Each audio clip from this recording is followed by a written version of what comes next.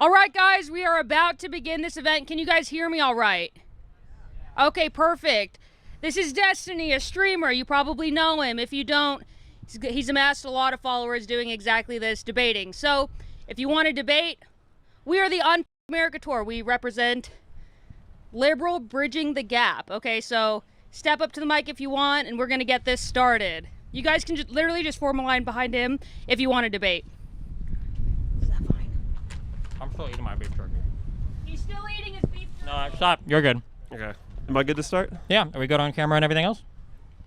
Awesome. All right. How's it going? What's your name? Good. My name's Nate. It's a pleasure to meet you. This is my first time debating. Just want to let you know. Okay, I have cool. an opening argument I'd like to start with. Yeah, go for it. The Un-America Tour is about identifying what responsibilities we have as individuals to keep society functioning. So I want to ask about parental responsibility. We agree the fetus is a living human organism. We also agree parents have the legal obligation to sustain their child's life once it's born, even at great inconvenience. So my question is, why does that obligation only begin after birth if the same child exists before birth? What changes morally, not physically? It's an abortion debate. Yeah. Are you religious? Yes, sir. I'm Christian. So I think that one of the difficult things in our society, it's a difficult thing, but it's the thing that makes it great, is we have the ability for a lot of different people to live with a lot of different rule sets, but we can kind of all come together and agree on a particular set of laws, which are like our codified rules that we have to follow, right? So you don't have to legally go to church, and it's not illegal to lie to your sister, but like you can't murder people or steal things, generally speaking.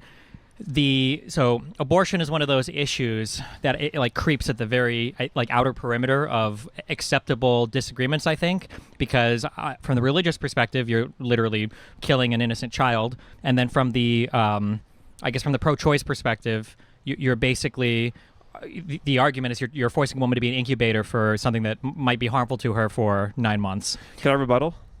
Yeah, sure. I was summarizing both sides. I'm gonna give my argument. Yeah, but go. If you, Actually, no. You well, go. I was just gonna say I think the entire thing boils down to like when does a fetus gain personhood or moral consideration? I feel like reasonable minds can disagree on that. I think it's very hard to make the argument, even intuitively, that like a single-celled zygote possesses all the same personhood status and moral worthiness as an ordinary, like fully grown human being or like a child or anything out of the womb. Like given like a petri dish with 10 children, would you save that or 2 like babies? Intuitively, most people would choose the babies. Yeah, so I feel like there's healthy room for disagreement there between like pro-choice and pro-life people, such that the right should probably be protected.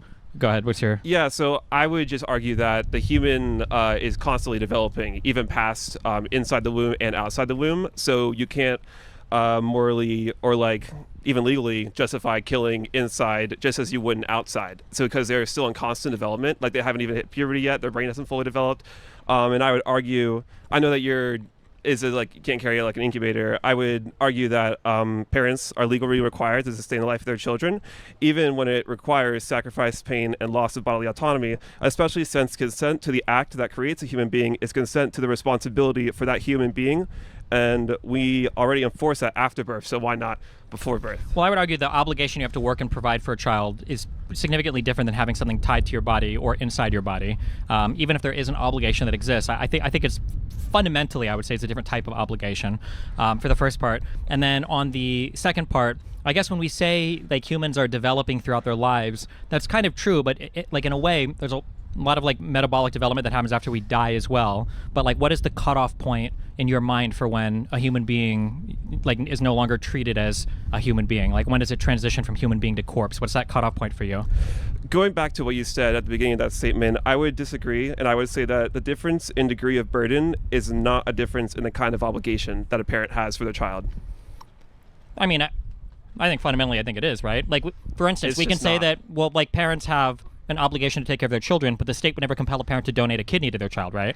No, but that's completely different. The parents knew that when you have sex, there's a chance that you're going to have a kid, and that. Yeah, but when you have a kid, isn't there a chance they could have kidney failure? That is irrelevant to the fact that when you do have. Well, how's it irrelevant? It can happen, right? I think we're getting a little bit off topic. Well, no, I think there's well, multiple strands you can go down, but I well, think no, the wait, main, hold on, the to be main, clear, the but main because fact is that legally and morally we have an obligation as parents, if we choose to have kids, to help sustain them before and after. I agree, but my argument is that fundamentally that's a different type of obligation, and you seem to think that they're just like on the same. It's not a different type of obligation. Yeah, but then my retort to that is you would never like demand a parent sacrifice some part of their body for a child, even legally today. That would never be the obligation. But with pregnancy, it's you more. can't use that as a difference because they are bringing a human life into the world, and they chose to do that. So you can't just use abortion as a get out of jail free card and not take that responsibility for something that they chose to happen. Well, okay, there's a lot. I think there's a lot of really telling language there. But just going back to the thing, like if you have sex and you have protective measures, there's still the chance you can get pregnant, right? Mm-hmm. So you're doing everything you can to prevent it, but you can still get pregnant. So, like, arguably, are you still consenting to that pregnancy happening? I mean, I think you would argue yes, there's still a chance. But then I just don't know why that wouldn't logically carry through to there's a chance your child could have kidney failure. Why shouldn't you have the obligation? Do you think a parent should have an obligation, a moral and legal obligation to donate a kidney to their child? I think we're just going to agree to disagree. Wait, well, no, what do you think the answer to that question is? If your child has kidney failure, should a parent be legally compelled to donate a kidney to their child? It was a pleasure to speak with you, but I don't think you're going to be able to answer my question. Why so why can't you answer the question? Well, because you're going off track. I'm not off track.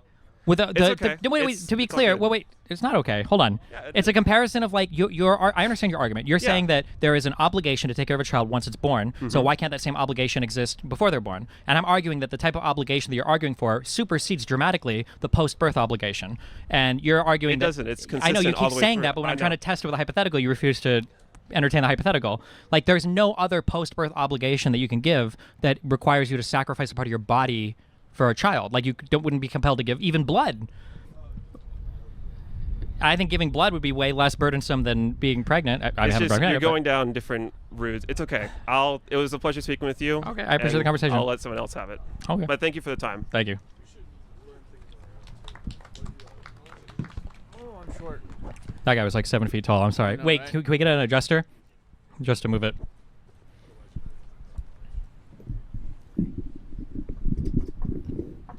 That's a little short. Oh, that's good. That's fine. All right. So I just came in here not knowing anything about you. So and I intentionally didn't look anything up because I wanted a clean slate, give you an opportunity to make your case for to me. But I do see some of the signs you have up. You say hate fascism, and then that Trump is a problem. So my question is, how do you define fascism? And then how is Trump a problem? How is Trump a fascist? I assume that's your take on that. Sure. I mean, fascism is kind of a broad term. People use it differently. I think that like probably some of the characteristics are kind of like an authoritarian dictator. So somebody who is in favor of essentially like single party rule, somebody who wants to use the state to control like as many parts of society as possible. So that might be Trump telling Pam Bondi to persecute political opponents like he's done with Comey, Letitia James, with Bolton, who just got indicted. That might be Trump visiting Fox News or telling them to lie on his behalf like he did with the Dominion lawsuit. It might be Trump deploying the military to cities as just a show of force. So I would like argue all of these things are pretty far down the spectrum of like kind of dictator authoritarian behavior.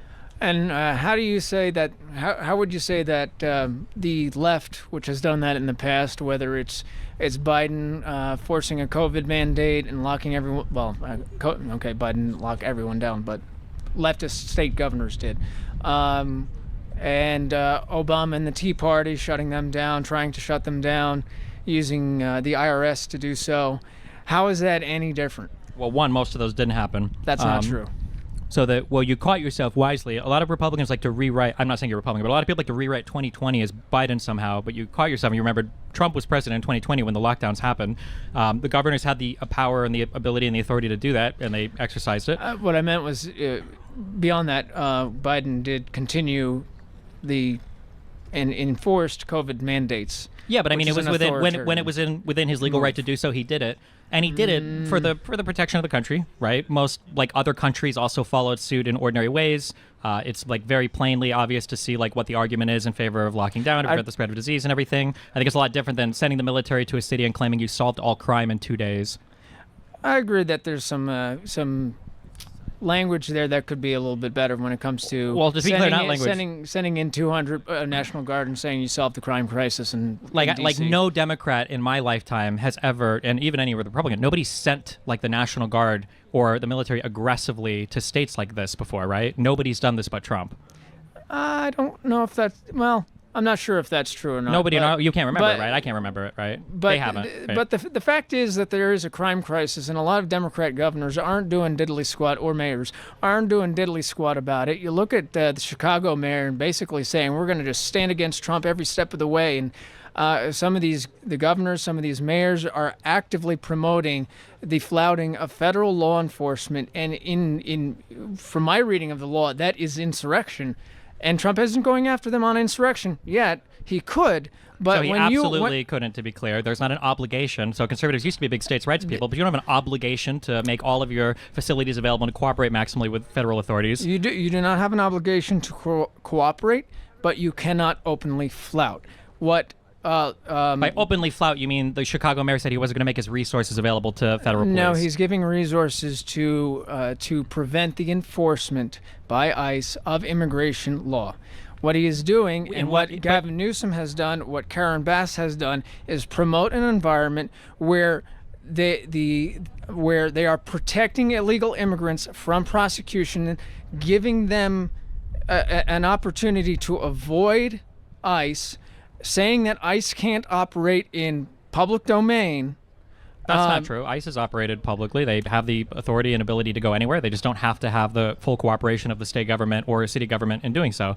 Which again, conservatives used to be big on states' rights, but I mean that's their right as mayors and governors to say. If crime is such a big issue, and if you think crime is such a big issue, I don't understand why there aren't more people upset that Trump is totally hijacking the conversation of actually having a real talk about crime, and it's like playing games with the National Guard everywhere and having us not have that conversation. What do you mean?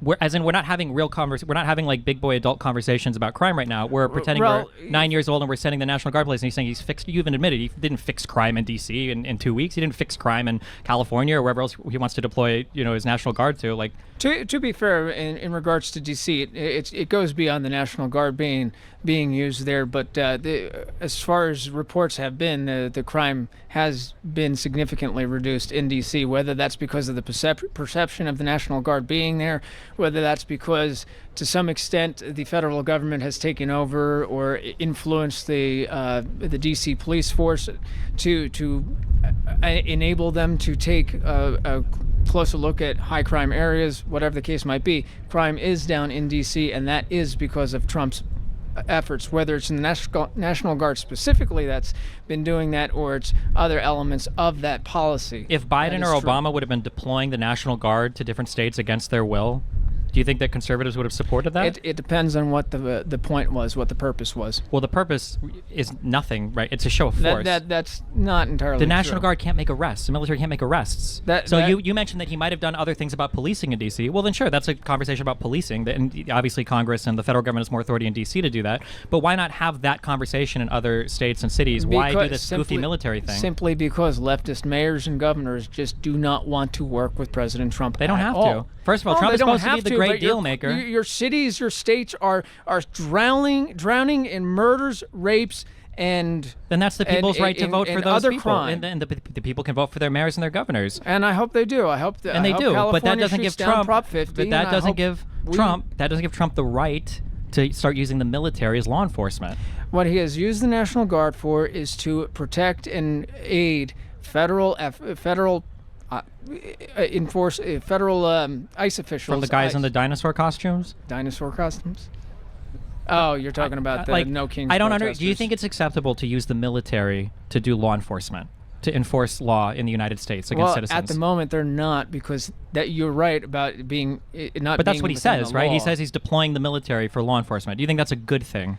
The messaging, it could be better. I'll agree with that. So he needs to message better to use the military for law enforcement. Because what is inevitably happening is you got millions of people that actually think that Trump is trying to be a king when all He he is. is doing is following the law. He's not. In putting the National Guard in places where he has every right to do so. He doesn't. You absolutely Yes, he don't. does. You need the authority and consent from the governor to do it. The courts have struck down any attempt disable him from using the They National have not Guard. struck down attempts to. They just The didn't- circuit court in California that covers California did. They rejected TROs or preliminary injunctions, but that the case is still going to be ruled on. It's just going to take sure, time. fine. But I'm just you think that it's okay to send the military to do law enforcement? The Sure. president of the United States. So if the there next is a president is reason- Hillary Clinton or Kamala Harris, and she says I'm going to send the military to Texas because I don't think they're enforcing the laws right, you think conservatives and you would if there support were- that? If there was a crime crisis in Texas and Texas wasn't taking care of it themselves like they should be, absolutely. It's a lot of qualifiers. Well, yeah, there is, but I mean, you have plenty of examples of Democrat governors and mayors not doing their job. That's why not up they're to you. there. Who decides that? That's not up for the president to decide. These are elected officials. Why should the president get to decide if they're doing their job or not? And if he thinks they're not, what you're describing is, by the way, is a king, right? This No, is like I'm a not. one man No. making the decision. No, I don't like how they're- you're doing your job. I'm going to send the military there to go do it for you. Like I said, How is that not a king? He is acting within the He's existing. literally not. Yes, he is. Yes, he is. And again, the courts will prove that point out as these cases continue to get. There's already been stuff reversed continue to get related to thrown like the down. immigration stuff. The Abrego Garcia guy was ultimately brought back. A lot of the El Salvador stuff has been. He was ultimately brought back to face human trafficking charges. He was not brought back because He was brought back told because to be Trump. brought To be back. clear, he was brought back to face No, he human was. trafficking He was brought back charges. because Trump broke the law. No, he was Yes. brought back to face human trafficking. Why would we send charges. him there if he was gonna be could brought have back been to face left? charges? He could have been left in El Salvador Why? No. Then why did he bring him back? to face human trafficking charges in Then why did Tennessee. he deport him in the first place? Because new No, allegations no. new allegations came to light, and I think it was a smart move to bring him back to face human trafficking charges because that they is just a deported him serious again, didn't they? that is a serious crime, and it goes to show what we're facing with the illegal immigration crisis. First of all, they And deported him drugs. again anyway, right? So what was the point? This guy's getting free flights all over the world at this know, point. right?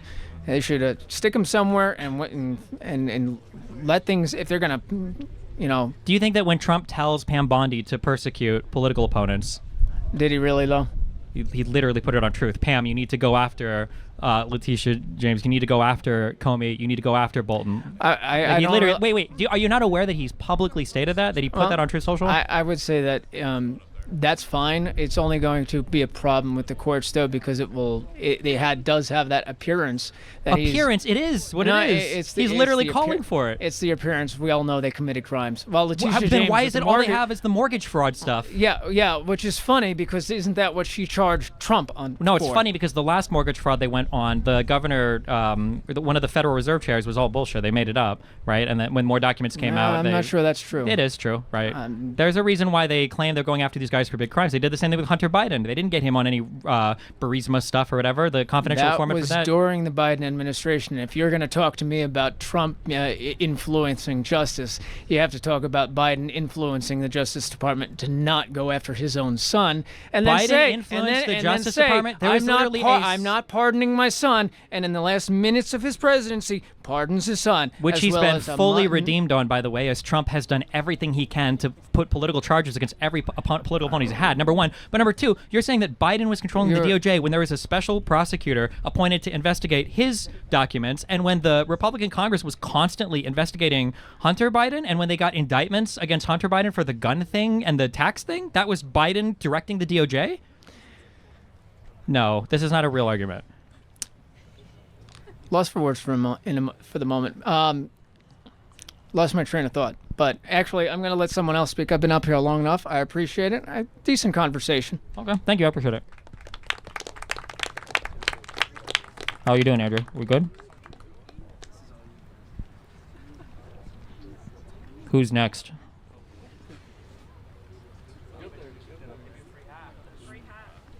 Are they all liberal? Are they all libtarded simps up here? Come on, what? I just got one question. Okay, what do you got? What's your name? I'm Ryan. Okay. What do you think is worse for America, drug dealers or Mega Night users? I'm 36 years old. What's Mega Night?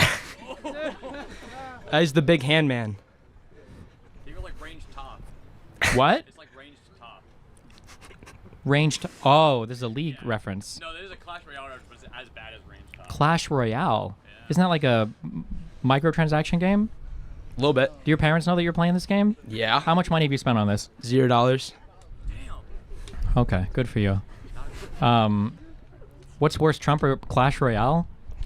Probably Trump. I'll go with I that said one. drug dealers. Oh, drug Clash dealers? Royale. Well, what kind of drugs? All of them. Well, fuck, man. Probably Clash Royale then. Drugs are. All right. Don't do Perfect, drugs. perfect. I agree. Just kidding. 21 or older, whatever's legal. Good luck. All right. Thank you. Have a good Thank day. you. Hey, what's your name? How's it going? Hi, I'm Alex. So How's it going, Alex? you might have heard that there's a governor's election race going on in Virginia right now. I've heard that. And recently there was a huge sort of scandal with the Attorney General candidate Jay Jones, who recently had his text messages leak in which he said he wanted to shoot I think it was the Republican Speaker of the House in Virginia. And I think this sort of underscores a broader trend of just like rancor and political violence and division in our country. We see this especially in the wake of the Charlie Kirk shooting, and I'm worried about the direction that this country has headed in with all this like violent rhetoric. Also, by the way, your son Nathaniel on Twitter told me to say hi. Okay, hi.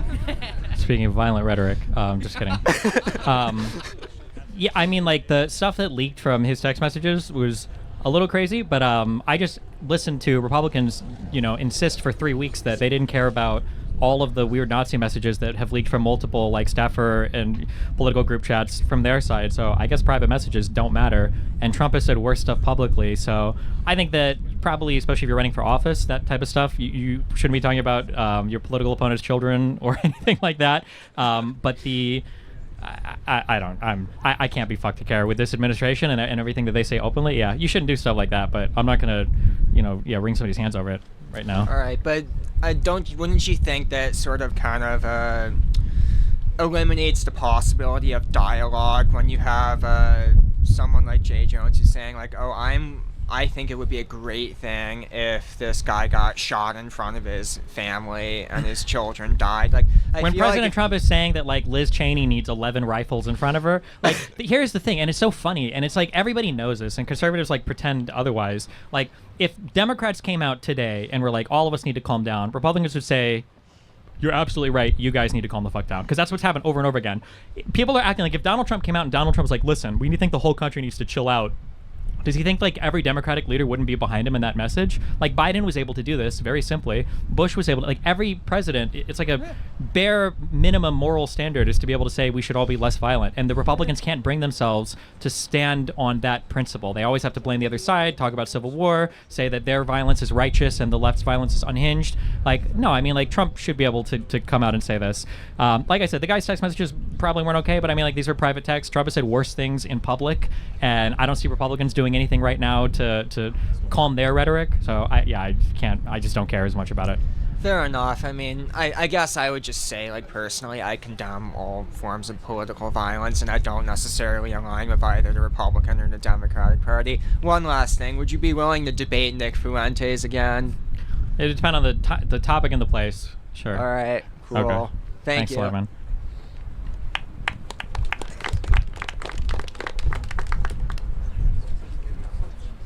All right, Is it hi. gonna get, what's your name? Jordan. Do you go to school here? Yeah, I do. Is it gonna get warmer? It was so warm earlier. No, it gets colder. What It gets the colder. fuck? So last week it was like in the upper 50s, and then it was in the 60s like 2 weeks ago, and then we just skipped 50, and then we just got stuck in 40s. It was so warm earlier. Yeah, it was so nice. Okay. What do you got for me? All right, my question is, so we've been talking a lot about our local elections that are happening right now, but essentially my question is like, I don't really know, after winning those local elections and getting, I guess, the country more blue as is the goal for Unfuck America, right?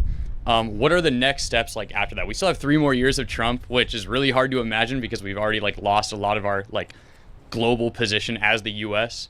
Internationally.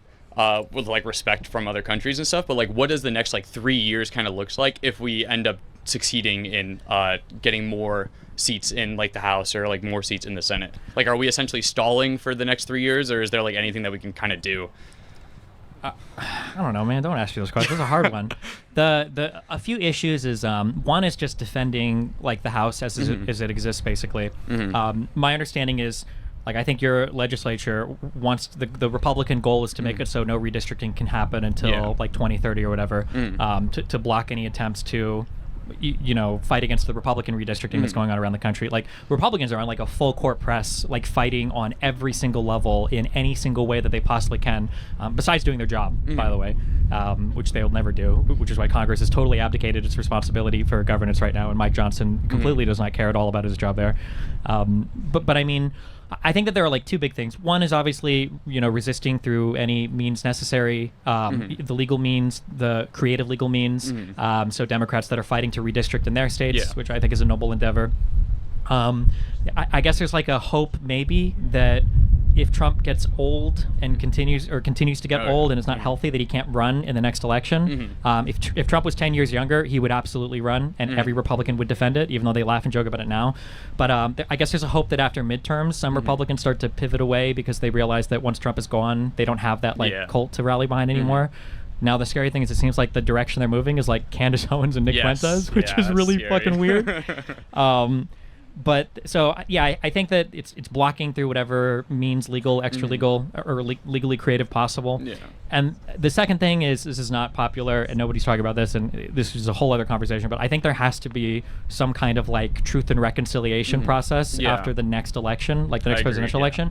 We can't just walk away from whatever these 4 years are. It hasn't even been 1 year yet, and pretend that this was okay or normal.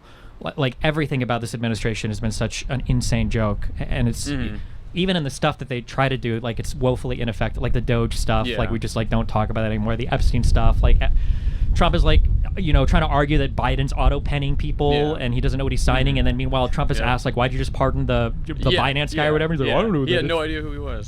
So like something has to happen where there's like a big like come to Jesus moment, I guess is what you would say for the evangelicals. I don't know what that process would look like, but if it doesn't happen, then we're just going to be here again in the next 4 years when they have their next crazy guy to elect. Gotcha.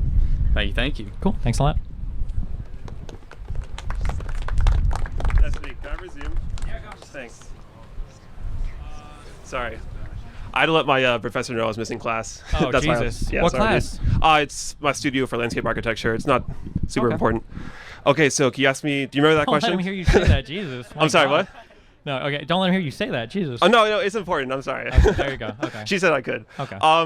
So could you ask me that question one more time? Do you remember it? Are you ChatGPTing this in the background? No. So basically the question was, you were saying that there is an obligation to take care of a child out of the womb, so there should be an obligation to take care of a child in the womb, and I was arguing that the obligation that you're talking about in the womb, that's of a different kind than out of the womb, because we don't rely on like body parts to sustain a child, even if you might rely on like people working. The last question that I didn't answer at the end. I think that was it. Like, why do you think that these aren't the same? Because it's worth it. It's human life. When two people decide to have sex, they are consenting to being parents and to taking care of a child's life, even if it means great physical harm to themselves or possibly even dying, like you said, like giving a kidney. I think it's worth it to bring someone else into this world. But then would you legally obligate it? Yes. So so if your child has like a kidney failure at like 7 years old, as an adult, you would legally have to donate your kidney to your child. I see where you're going with this. Right. I agree. The next step. I agree. Okay. In like a scenario like that, yes.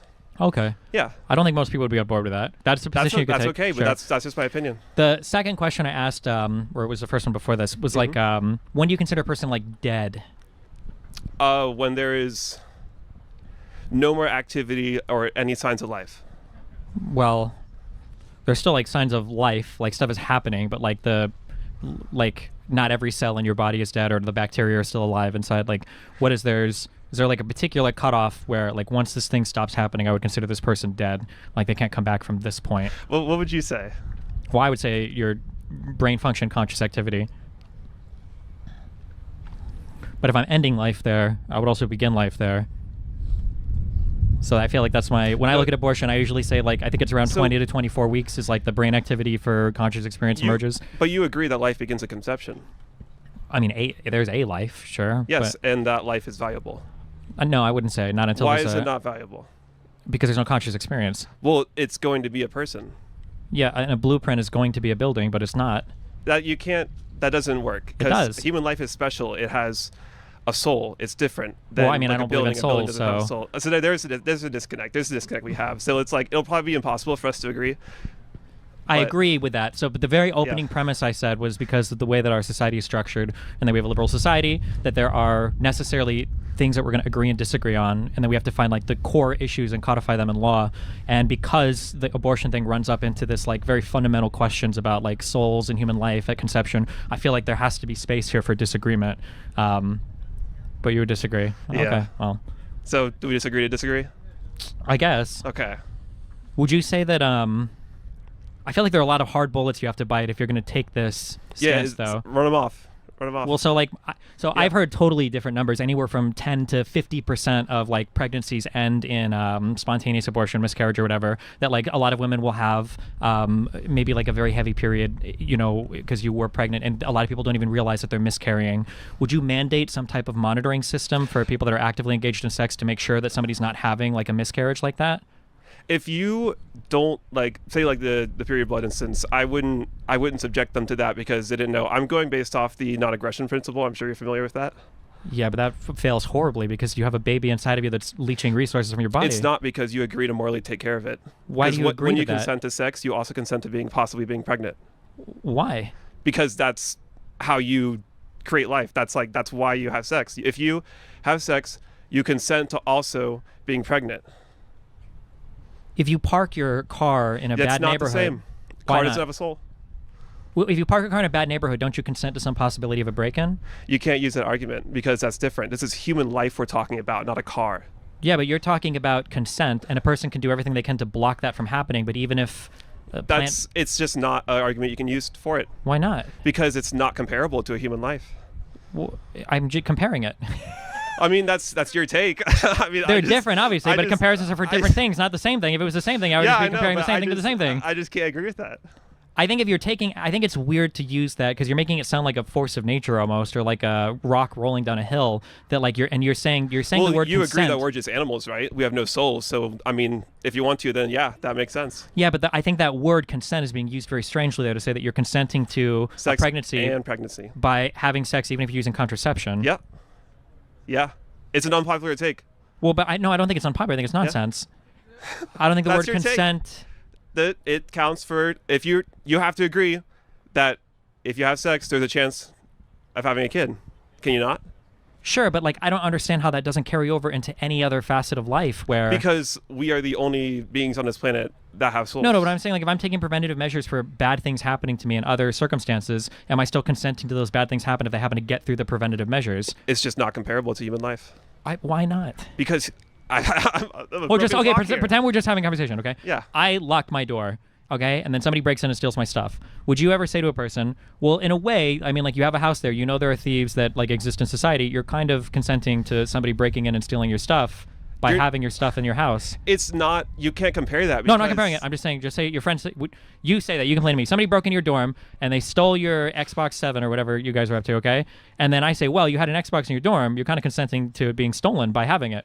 No. Why would you say no to that? Because when you consent to having sex, Whoa, we're not you talking about sex. I'm also talking about consent Xbox. to having pregnancy. But I'm just talking about the Xbox. That's- When you consent to it's having not something in your dorm. comparable. I'm not comparing it. I'm just talking to you about your Xbox 7. Okay. Somebody breaks into your dorm. They steal your Xbox. It's okay. We just disagree. No, I just want to engage with this. We're not talking about. We're done. Okay, we're done with the abortion conversation. right. Okay. Somebody broke into your dorm. You complain to me. They stole my Xbox, and I'm telling you, you consented to having it stolen by having it in your dorm. Somebody could feasibly break in and steal it. That's a different comparison. I'm not comparing it. Yes, you are. No, I'm just you're asking you trying about to get that. me to answer that so that it I'm just curious what your completely answer would be. What would you changes say? my, stance No, on I'm not. I'm abortion. not even comparing yes, anymore. You are. I Yes, you concede are. the whole abortion debate. Okay, Uh-huh. I'm pro-life now. Okay, you won that. Let's go. So now I'm just on the Awesome. now I'm just on the Xbox 7 thing. So somebody breaks in, they steal your Xbox, and you're complaining to me. I'm like, well, didn't you consent No, to that I'm- being stolen because they stole because you had it in your I'm not dorm? falling for your traps. It's not a trap. It is it's a trap. You're hypothetical.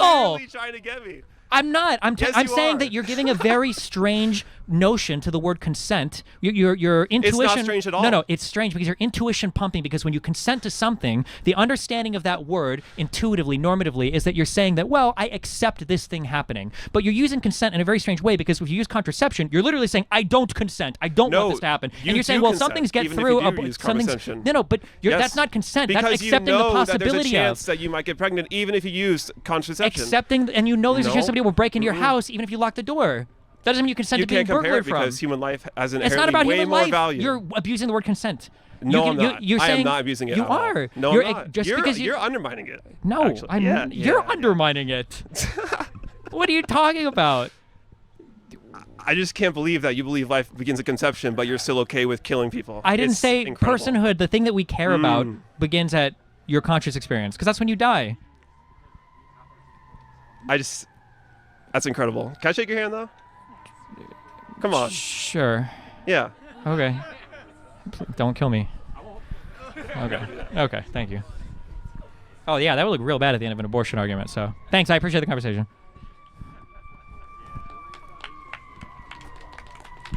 Any other conservative type people? It better not fucking be Israel-Palestine, okay? They ceasefire. You guys, you college kids can't complain about that one anymore. Yeah. You got to find a new issue to march about.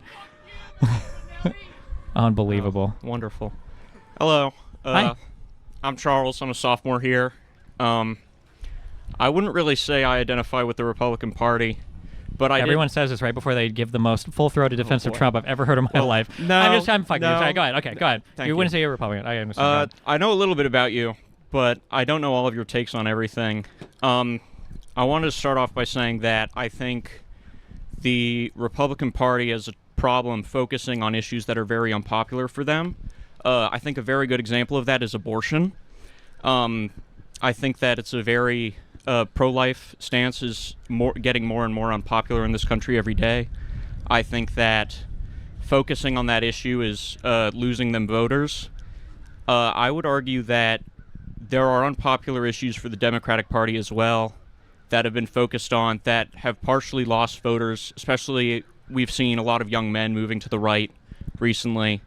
Do you think that the Democratic Party needs to do more? Like, I feel like events like these are good for pulling more young men towards the left. Do you think that the Democratic Party needs to do more? Yeah, I think the issue with the Democratic Party is somehow the media apparatus got hijacked by people that don't care about winning elections. I don't know how that happened. On the right, that is the exact opposite. Everybody cares about winning elections. Even when they think they're being stolen, they still think they have to win the election. Yeah, on the left, the messaging got hijacked by people that are interested in other things, social games or whatever, which aren't necessarily bad, but it's not politics. The two big ones, I think, I just read this for your state. I can't. You guys have the wackiest governor names. It's Spansberger, and the other one is what? Winston Earl Sears. Earl Sears. Yeah. It sounds like a tea company. Okay. Anyway, they're like spending like half their ad budget, I think, on trans stuff. I feel like the trans issue, the Democrats need to have better talking points on this. Personally, I feel like it's pretty easy to defend transitioning for adults. I think that it's harder, but I think you can make the arguments for 14 and older or for minors having access to this treatment with a physician approved and everything. I think that the athlete argument is wacky, and that needed to be ejected like 20 years ago. It's just the dumbest thing in the universe to die on, and it just gives Republicans such an easy talking point. Make them, hunt on some other ground than the dumb trans athlete thing. It's so stupid. And then I think if we ever go back to real politics and not just obsessing over girl cock, 24/7 like the Republicans want to, I feel like the gun issue, Democrats need a better approach to it. Like the obsession with the AR-15s and rifles and everything, I think are a little bit silly. But yeah, they need to figure out messaging on social issues better, and to be able to kind of like push away some of the radical like social messengers on the left who don't care about winning elections. And I would say guns is a substantial larger issue they need to move on to. But our politics are so divorced from real issues right now. So, yeah. All right. Thank you. Yeah. Thanks a lot. Is there? I need a bigger coat. It's cold. No, I'm okay. I'll suffer. No, I'm suffering though. Okay. I am suffering. Hi, my name is Paul. Look, this guy's suffering. I'm warm, Yeah, I it's guess. I fucking don't know. cold. No, I'm kidding. Go ahead, Paul. I can't What's up? give you the vigorous debate you want, but I guess there's one question I'll ask is, you always say we live in like a fuck media environment, and I totally agree. And you said earlier we need to have a come to Jesus moment.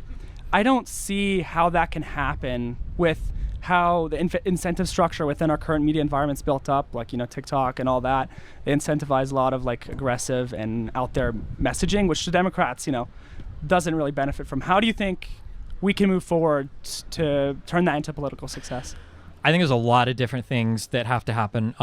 One, like there are so many different levels that this has to be commented on. One is just like a cultural thing. Politics somehow infected every single fucking aspect of our life, such that like every hobby is political, every TV show is like everything is political. I think one of the downsides to this is that everybody involved in all of these topics feels like they need to have a strong political opinion on something. And you know, like just because you watch a TV show or listen to some shitty comedian doesn't mean you also have to be like bought into this political movement. So we need to like culturally kind of push back politics from invading every single facet of, you know, our culture. I think that's really detrimental. I think that Democrats need to do a better job at like pushing through on like holding people accountable when they're engaged in behavior that is very, very bad when it comes to not doing their job in Congress, when it comes to like just telling blatant lies in the media. Like Fox News, I don't think should exist as a network after the Dominion stuff. I think that there must be some FCC action or something to where it can't be that you openly pushed a lie for an entire election season that you knew was a lie and there were no consequences for that except the $780 million payout to Dominion. I guess my question is, we can see like the Trump polling right now. I mean, he's doing all this stuff like the killings in the ocean and then like prepping for war in Venezuela. At least it's looking like it. How? I mean, we live in a world where all of this is happening and his polling is consistent. It's flatlined, right? He's doing so much stuff and it hasn't changed at all. I mean, even if the Democrats adapt culturally, I mean, I don't see how that's going to change anything on the right. You need to fight on. We're fighting basically to turn out Democratic voters, and then you're kind of fighting around like independents, basically. Trump will never lose popularity with Republicans have already shown that they are valueless ghouls that will have no values or principles around literally any possible thing. You know, like the concept of states' rights, they clearly don't care about. I'll never take another conservative seriously talking about we have guns to fight against a tyrannical government, as you know, Trump literally abuses the government and the federal government in any way possible. The idea of, you know, we voted for no new wars, and I don't even know why, but we're gearing up to like coup the Colombian leader and go to war with Venezuela, and Trump is openly like it's an insane joke. It's a walk back on every single conservative principle. And once Trump is gone, I think there's going to be a bit of a moment where everybody's like, oh, I didn't support that guy. Like, it's crazy. I don't even know how we went to war with Iraq when you talk to every single person in this country, they all say they didn't support the Iraq war, which is interesting. So I don't know how that happened. So I feel like it's probably going to happen with Trump, where a lot of people are going to say I never supported that. But there needs to be a reckoning. Like that type of behavior just can't be acceptable. And it has to be hit at like every level, like the legal level, the legislative level, the cultural level. Yeah. All right. Well, thank you. And I hope the audio is unfucked this time. It's beautiful. You can hear it. What is? Oh, thank you. Thank you. I told him it was yours. So many layers. Oh my gosh. Soft? This is so soft. Hey, what's your name? I'm Samuel. What's up, Samuel? Do you really go by Samuel or Sam or? Sam is fine. I've never heard a Samuel like introduction in my life. I've known a lot of Sams, but that's okay. That's cool. I like it. Okay. Okay, I'm Sam. Okay. No, you can be Samuel. No, you're good. You're good. So, I have a question. Would you agree that when violence is truly unnecessary, that we should avoid it? When it's truly unnecessary? Like, truly, there's no like real reason to have violence. Yeah, violence should always be a last resort, I think. Yeah. So given that every year tens of billions of animals are like raped and mutilated and tortured and slaughtered for no reason other than human enjoyment, would you say that is necessary or not? I don't know. Next week we're coming back with the vegan tour, anti-vegan tour, and we could do the vegan tour. I don't think that the animals are of a kind of thing that I give moral consideration to, like humans or whatever. But just no. Like if someone were to like kick a dog for fun, you would not have a problem with that? I think they're being mean to the dog, but I mean, my takes are edgy on this. Okay. Yeah, I think if people care too much about. I think if you're a meat eater, I think that people can get too invested in like the abuse of like cats and dogs. I think it's a very hypocritical position to take. So, yeah, I don't think I'm not going to stand out and say this is the worst thing in the world for people to eat meat, but that's like my sociopath position. Okay. I think if it's something that super does bother you, though, I think you should probably reconsider your dietary habits. Yeah. Okay, but you don't personally think that animals have these moral considerations even when it's not necessary? I wouldn't say so. Yeah. Okay, that's all. Okay. Thank you. Thank you. Oh my God, veganism and abortion are the two things I hate talking about the most. What do you? No, this is perfect. Actually. Yeah. What do you got? So you draw the line for the moral considerations of abortion at the point of conscious experience. Oh, sure. But I think you can make a pretty strong argument for conscious experience in animals. Do you think it's just like a qualitative? I would say of a different kind of conscious experience that I can't know about. I'm humanly solipsistic. I just don't believe in their conscious I experiences. think you just don't care about animals personally, but Well, listen. which is fine. If there's any kind of moral truth, okay, the animals taste good for a reason. So I'm just saying it's kind of weird to put them there Fair enough. for that reason. It is a hard one. My hot take is that like if lab-grown meat becomes a thing, this is a really hot take, but I could see like animal agriculture being like the slavery topic of like the year 2150, where people look back and they're like, I can't believe they did that. Yeah. Like would probably be the next If thing. we had like actually strong alternatives. If we had like the lab-grown meat stuff or whatever, yeah. Okay, gotcha. I guess I feel like the animal consciousness position is like just a weird position of yours because like Well, I I just say said in the human abortion- conscious experience. We're talking about humans, so I'm talking about human conscious experience, but Oh, sure. Yeah. I guess your approach to like understanding morals like on the animal realm is just interesting because I feel like you have your position isn't really clearly defined. I don't understand why there's like such a distinction between like animals and humans in your mind in terms of like the ethical divide, but I don't know. Ask God. okay. It's like an outer bounds of like unknowable things of like. But we have science that like studies the consciousness of animals and things like that. We know that like the psychological processes are really similar for a lot of advanced Yeah, animals. sure, but like, is that definitive of like a conscious experience in the way that ours exists? I'm not sure. I mean, there's divides, but like then you get into the argument of like people who Have are like disabilities mentally or- disabled and things like that probably have cognitive processes that are pretty similar to that of like Trump. a I'm just chimp kidding. or something. Trump voters. No. No. Yeah, I understand Whereas what you're I feel saying. like you'd have the position that like you'd protect those people as well. We'd have a moral obligation. Yeah, probably, but you would do it on the basis of their ontology, of the fact that they're humans and they belong to a group of people that we protect, basically, not necessarily because of their individual capabilities or disabilities or abilities. For sure, but you don't. I guess in the abortion debate, like you say that the ontology argument emerges once this person has a sufficient level of conscious experience. A conscious, yeah. But if you have like a mentally disabled person, they never reach that. I think they still have a conscious experience. Yeah, it might be cognitively impaired. That I but would say is like equal to that of an animal, likely. I don't know if I would assume that, but it's a hard. We can't even talk about each other's conscious experiences, so it's hard for me to opine much on an animal's. Get the fuck out of here, these vegan arguments, okay? Go. We're talking about our country right now, okay? This No, wasn't even but I my appreciate question. it. He just aggravated me. No, Okay. yeah, you're good. You're good. So I had a second question though. So, yeah, go for it. Israel, Palestine. No, I'm just kidding. Go ahead. So I feel like you haven't taken a super strong. I haven't seen you take a super strong position on what the line is for like what necessary political violence is. Yeah, because I don't want to get banned on YouTube. Of course, yeah. But I would challenge you. I feel like you feel that there's a point where political violence is acceptable. And I think like with this administration, I mean, if things advance like over the next 3 years as they have in this. Yeah, the first issue is year- like there's a boiling pot thing to where you don't realize that things are bad. Like we keep saying, I think Ezra Klein's video of like the moment is here. I think wasn't that like in March? Maybe I didn't where see like it. this is it, guys. Everything happens so gradually. Like we're seeing like political indictments for opponents. That's crazy. The Comey, the Bolton indictment. It's just like okay, so we're doing this. This is insane. But it was insane when Trump truthed out Pam Bondi. You need to indict these people, and if you're not going to do it, or we don't have a prosecutor for it, I've got this this insurance attorney or whatever who can do it, and she's the one doing the. Is it Harrison or I don't remember the name or whatever, but.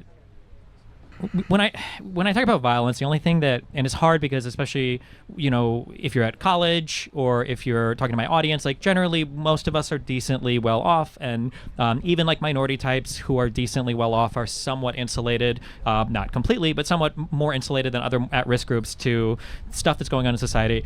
I just think when you talk about violence, one thing that people will say oftentimes is they'll say things like, well, I don't want to get political, or I think that we need to avoid violence at all costs necessary, but they ignore like the existing like institutional or structural violence that is like very real and very existing, and it's a little bit frustrating sometimes. Like obviously you don't want people going to war, it's not good, but for people to say things like people go and protest ICE and they'll be like, this is crazy, like you're blocking them from doing whatever, it's an insurrection, or there's violence against some ICE agents, like we need to have no violence. And it's like, okay, like I just saw an Apache helicopter like flying to fucking Chicago and take like 36 people out of a building. I was like, that's like, what are we talking about here? Like, what are we doing? Like, there's some level of violence that is being systematically. So do you think we are close to that line then?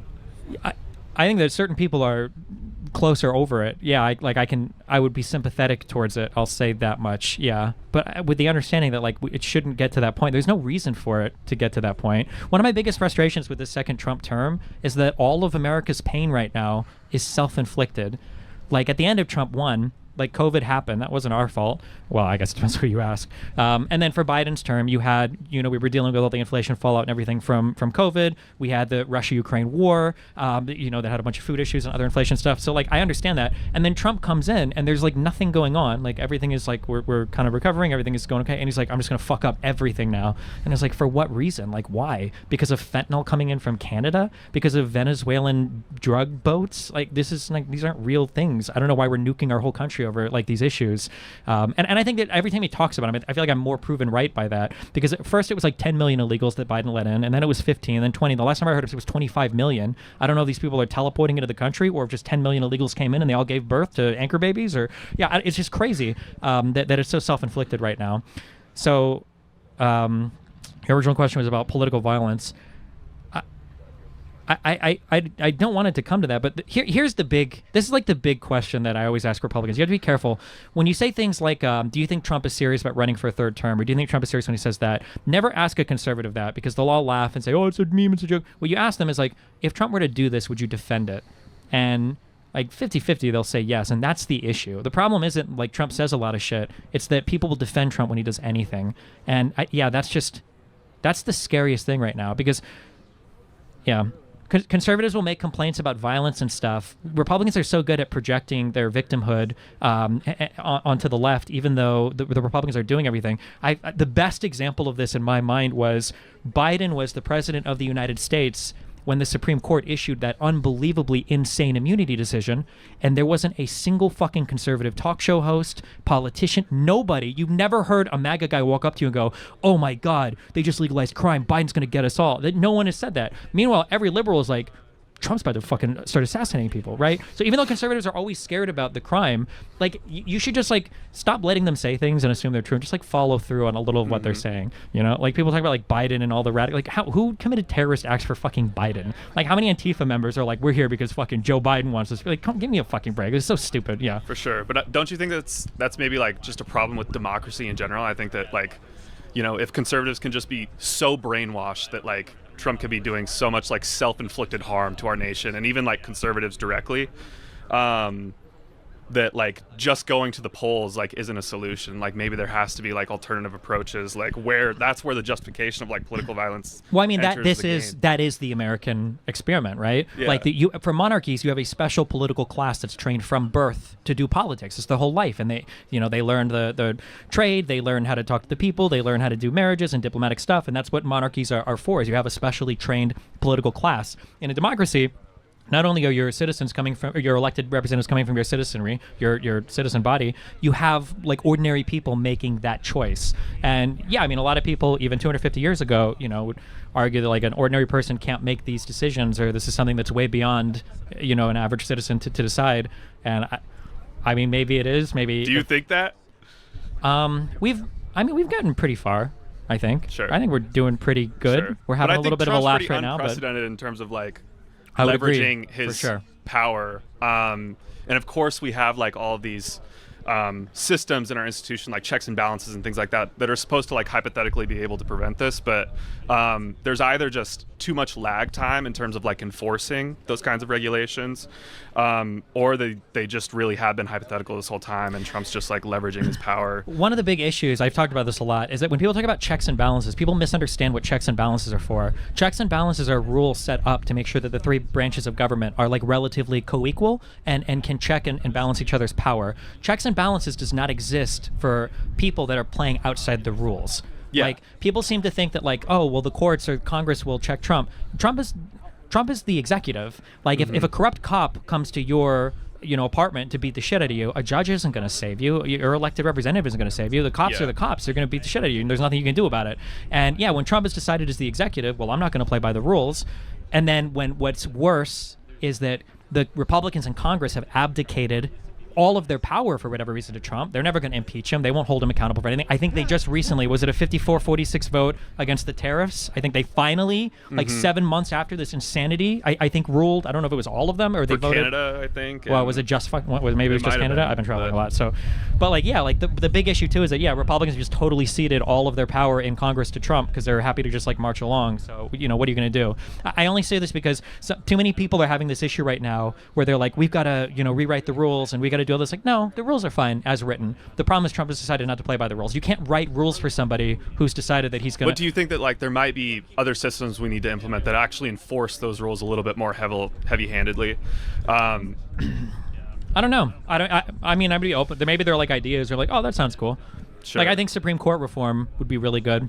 Not even as like a packing the court thing, but I think there are good reasons to have like way more members on the Supreme Court, so that they could like. Yeah, I think there are good arguments to do different things, like maybe the Electoral College could be looked at. Maybe the balancing of the House could be looked at, like more seats added to the House to make it more representative. Like, I guess I think just so. worry for future presidents that like he's setting a precedent that like That's this is why I able to said be earlier done. there has to be some kind of like truth and reconciliation process, because we can't walk away from this, because people respond predictably to certain environments, right? Like if you see a kid in a store crying and the parent gives him candy and you're like, God, why is this kid such an asshole? It's like, well, what do you mean? He gets candy every time he cries. Like, of course, the kid is being rational. And for Republicans, like, Trump is just the rational extension of all the crazy shit Republicans have been building up to for the past 30 years. And if there's no big, atonement after Trump's term, well, then why wouldn't the next Republican president should Do be the Trump exact too? same thing. Yeah, why Yeah. wouldn't you? Why would you just cede all that political power for Yeah. no reason? So, yeah, I don't know what that atonement looks like, but For sure. I fantasize. I'm just kidding. Yeah. Cool. Well, thanks, man. Appreciate Thanks it. a lot. Yeah. Like too high or too low? Is it gonna change? That's their camera? Okay. Here, introduce yourself, ask a question. I'm going to look at the thing real quick. Go for it. I'm listening. Well, I'm back. My name is Joe, by the way. So you brought it on yourself because you said it like two or three times, but what's your stance on the Israel-Palestine issue? Is it cute now? Don't laugh at me. Okay, Israel-Palestine. What is my stance on it? That's a very broad question. What do you mean? What's your stance on the Israel action in Gaza, the Gaza war? I mean, like, I was largely supportive of, like, I think they needed to take some action after October 7th. I mean, I'd be largely supportive of that. I don't think Hamas can be left as the governing body in Gaza. I think that would be insane. I think that the international community has done a great disservice to everybody in that region by only trying to, scold Israel over and over again, and don't seem to care at all about Hamas. But one very frustrating thing for a lot of people that talk about Israel and the history of like Israel in this region is people always view Israel as this like country that is like constantly starting wars to take territory, and they've got the Greater Israel, blah blah blah. It's like all this like crazy shit. Like Israel will never like start shit like this to expand their territory, but Israel is incredibly opportunistic, and people fail to realize that sometimes. So you've got the crazy pro-Pallies who argue that Israel is like the next Satan spawn country who's always doing evil things, and then you've got conservatives who I guess just want to give infinite money to Israel for whatever fucking reason. But the reality is like Netanyahu has used like this war to advance, I would argue, a really cancerous Israeli position that is going to completely fuck over the Palestinians in the foreseeable future. Like saying that they are going to de-radicalize Gaza, whatever that means, saying they're going to reform the PA, whatever that means. Basically keeping the two people separate and avoiding any kind of actual settlement on any of the long-standing issues between Israel and Palestine. It's an interesting take. I agreed with the first half of what you said, at least. I think that Hamas, like you said, has no role in the future. It needs to be gone. I would say that Israel has taken the action it has needed to do so. I think a lot of people have fallen for the propaganda from the Hamas Palestinian Health Ministry, saying that so many children have been killed. There's no verified reports of that at all. So the propaganda campaign of the Islamic left is been really good, unfortunately. And I just don't see how. I mean, I like the idea that of the peace plan that was put forward. I just don't see how the international community is going to actually take a step up and do anything, because European leaders want to go to the UN, and the UN is just bullshit. It's just fucking bullshit. Excuse the language. I mean, I don't think the UN is bullshit. Peace will happen. It is. They don't do anything. Peace will happen in Israel when another leader comes up that wants to make peace with the Palestinians. And how is it? What does peace in that regard look like? Some to permanent settlement of the issues. We've been talking about some nebulous permanent. It could be a two-state solution. It could be, I don't know. It has to be some kind of formal agreement between. Right, but when you think about a two-state solution, doesn't that just mean the Palestinian side is going to get is it going to be run by a terrorist? Well, I mean, there's the Palestinian Hamas? Authority. There's the PLO. Like, Well, the PLO and the Palestinian Authority were both. Well, the PLO itself was a terrorist organization. The PA is its successor and not much better than Hamas. the PA is infinitely better than Hamas. It's not much better It's than Hamas. infinitely better than No, Hamas. it's not. That's an insanely unhinged statement. No, on it's October not. 7th, No, it's not. the PA was not invading Israel on I didn't, October no, 7th. I didn't say the PA was involved in October 7th. I'm saying that it's not much better than Hamas. They still do not seek actual peace with Israel and have not really come to any sort Well, of their goal isn't table. actual peace. Their goal is to just administer to the West Bank, right? But like Israel is the larger party. They've got the larger military. They've got the larger economy. They've got the support of the United States. Like, if Israel wants there to be a permanent, peaceful settlement, Israel has the power to force those terms and to force a conversation. But Israel sees itself as being able to take advantage of the division between the Palestinians and to just continue to expand to the West Bank. And they're greedy and short-sighted, and they'll continue to do that until the next terrorist attack happens. Yeah, I think that goes into what you said before, which I agree with, is that the international community always takes the opportunity to blame Israel for anything. So if Israel tries to do something about any sort of solution, it's just going to be blamed for if that solution doesn't work out. Well, I mean, maybe, but I mean, that can't be a reason not to try. Like, they've created things Well, with the Palestinians in the past. They did try that. I believe it was Ehud Olmert, I think, back in 2008. Was it 2008? Yeah, with Mahmoud Abbas. Basically said, yeah, we'll give you land for peace, and Hamas, the Palestinian Authority, said, nope, we're not going to take it. Sure, there have been issues. Yeah, I'm not gonna lie, the Palestinians have fucked up a lot, but like Israel's the bigger party here. Like they can force terms. If they really wanted to, they could make it happen. Yeah. I hope they do, because I think one of the things that needs to be done is Israel needs to stop giving a fuck about what the international community says and do what they know needs to be done to create a stable situation, remove the elements of propaganda and terrorism that are basically just making lives of the Palestinians shit, because that's all they can. The people that control Gaza, control the West Bank, are only in it for their own power and don't really, it seems, give a shit about the people that they're supposedly governing. I mean, maybe it's a complicated issue though. Like, these are people who feel like they've been dispossessed from a land. These are people who feel like they have, like family members that are living outside the borders that don't have the ability to travel freely, to leave and come back. The history is what? Which is a reality that's coming out of the reality of terrorism that Israel has faced for the last. Yeah, it's not good. I mean, like, 40 I'm not going to years. sit here and defend Hamas. Hamas is fucking crazy. Yeah. I'm just saying that, like, at some point, Israel is the bigger party here.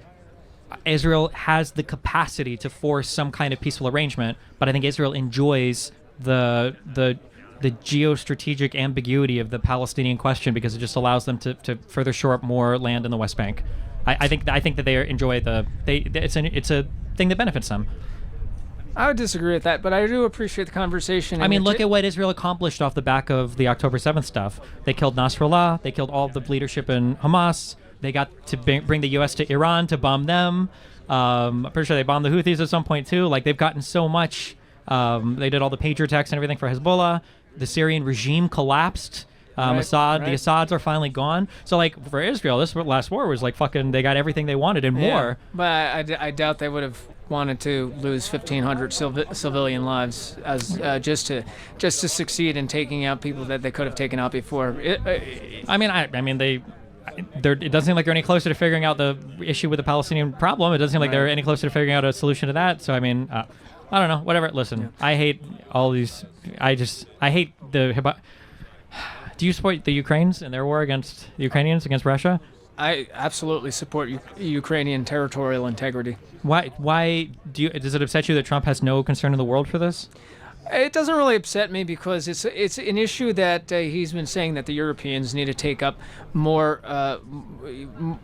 responsibility for. It's on their continent, and that's true. Well, but wait, what do you mean it's true? Well, hold on. My geography's not the best sometimes. Last I checked, Israel's not on our continent. They're even farther from it. Well, are they further from us than Ukraine, maybe? The difference between Ukraine and Israel is the United States and Israel have had historic ties to each other, and we are basically the only country in the world that is willing to stand up for Israel when that needs to happen.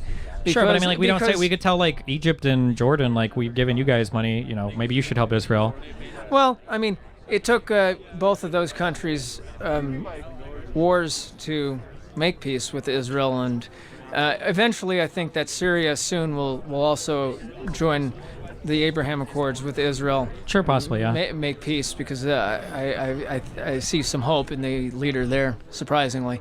But anyway, the difference is we don't really have that historical tie with Ukraine. Who cares? We have a modern, like, necessity for a free and secure Europe that the United States enjoys, like, a great benefit being the head of in terms of security and trade. Like, I just feel like we have every incentive. Don't get me wrong. I support efforts to secure Ukraine.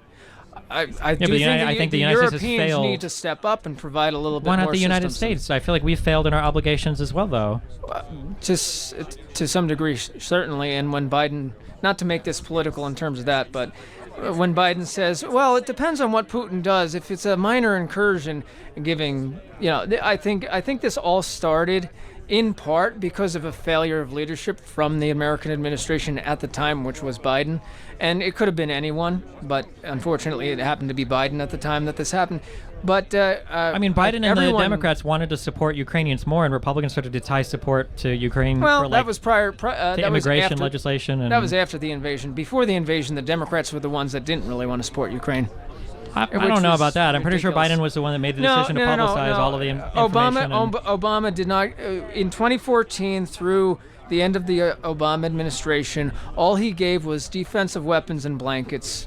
I know that's a little bit of a trope, but he didn't give the Ukrainians the weapons they needed. Sure, that was a different time, though. They were only the Donbass civil war and everything, and Crimea was going on. It wasn't like a full-throated invasion. I'm just saying it's interesting to hear. Trump lives in this dual ambiguity of, like, I want to have no new wars, but we're talking about going to war with Venezuela and Colombia, but then we need to let the rest of the world take care of itself, but then we can send infinite money to Israel, but not Ukraine. I just don't understand the priorities. First of all, I think it's very clear that the situation with Venezuela and to some degree Colombia is just posturing. It's posturing. We're already blowing up boats in Venezuela. We're blowing up drug runners, yeah, and then we have every right to you don't do know so. they're drug runners. We're just blowing up boats. We're blowing up boats that we know have narcotics on them. Well, nobody knows that because nobody's proven that. That's. They're war crimes. Doubtful? That is not a war crime. It's a war crime. Give me a break. You That's can't kill other crime. nations' citizens with your military without being at war with that nation. That's called a war crime. Yes. No, it's not. It's actually not. But it actually super is. I promise you, it's super not. It's a war crime. A war crime under what definition? Under the Rome Statute, under the International Criminal Court. You can't murder another. Okay.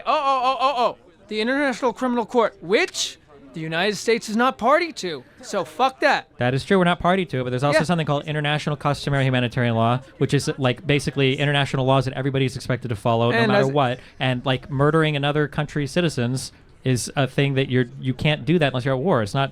I mean, like, I'm not sitting here telling you, like, we're going to The Hague or whatever. They're going to start arresting our president. I'm just saying that, like, it's crazy that Donald Trump is openly bragging about doing things that the rest of the world and ourselves would consider war crimes. You can just kill other countries' citizens with no trial, no due process. We don't know if these are drug dealers. I would hazard a guess that if most Americans understood the context of the situation and why these boats are being blown up, most would probably support it. Maybe you should make that argument to us. I don't think, given proper context, most Americans really give a crap about international law either, and I don't understand why we should give a crap about international law. Well, then you run into the Hassan Piker argument of America deserved 9/11, right? No, you don't.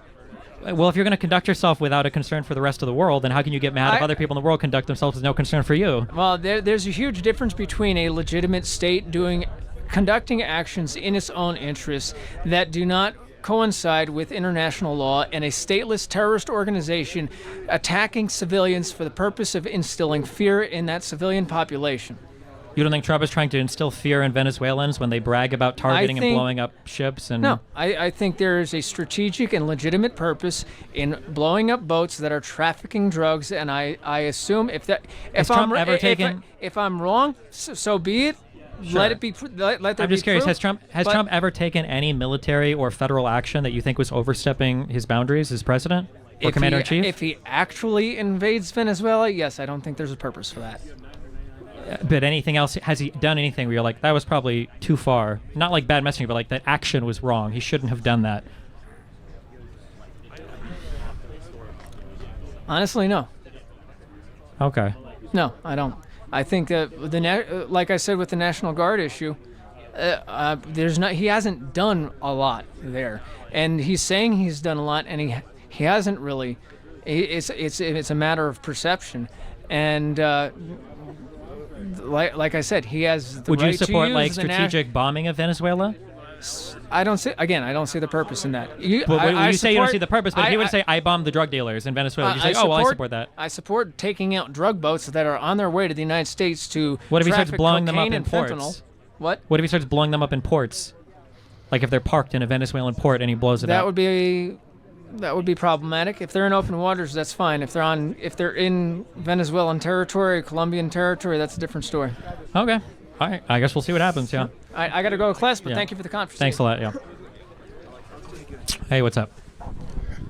How's it going, man? Okay. I'm Nate. What's up, Nate? What's your name? Steven. Steven, it's nice to meet you. I'm gonna be honest, like I don't know anything about you. Okay. I just walked out of my class. There was a poster. I was like, oh, that's right now. What class did you come from? Material science. Okay, cool. Engineering. Yeah, it's pretty fun. But I just wanted to ask you. I'm a Christian. Okay. I'm sure it's more fun to talk about than maybe Israel and Gaza right now, but I just want to hear your story with maybe religion, Christianity. What did you grow up with? What do you believe now?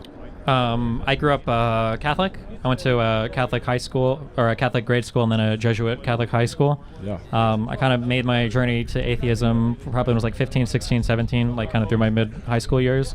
And now I'm just a super atheist, I guess, yeah. Nice. So what do you believe about the world? And which parts of the world? Yeah. So our I'm origins. like a materialist. I don't have any origins. I don't know. I guess 13.78 billion years ago, the Big Bang happens. Right. Yeah. I don't think there's any like objective meaning or foundation for anything like that. Yeah. Yeah. Existential kind of person. Yeah. Where do you get your morality from? Generally, I guess I derive it from the intuitions I have, and then from that I extrapolate the ways that people can interact and the ways that maximize, I guess, our preference-seeking behavior or our emotional behavior. Yeah. Okay. Cool. I mean, where do you think those intuitions come that you have? My brain. Right.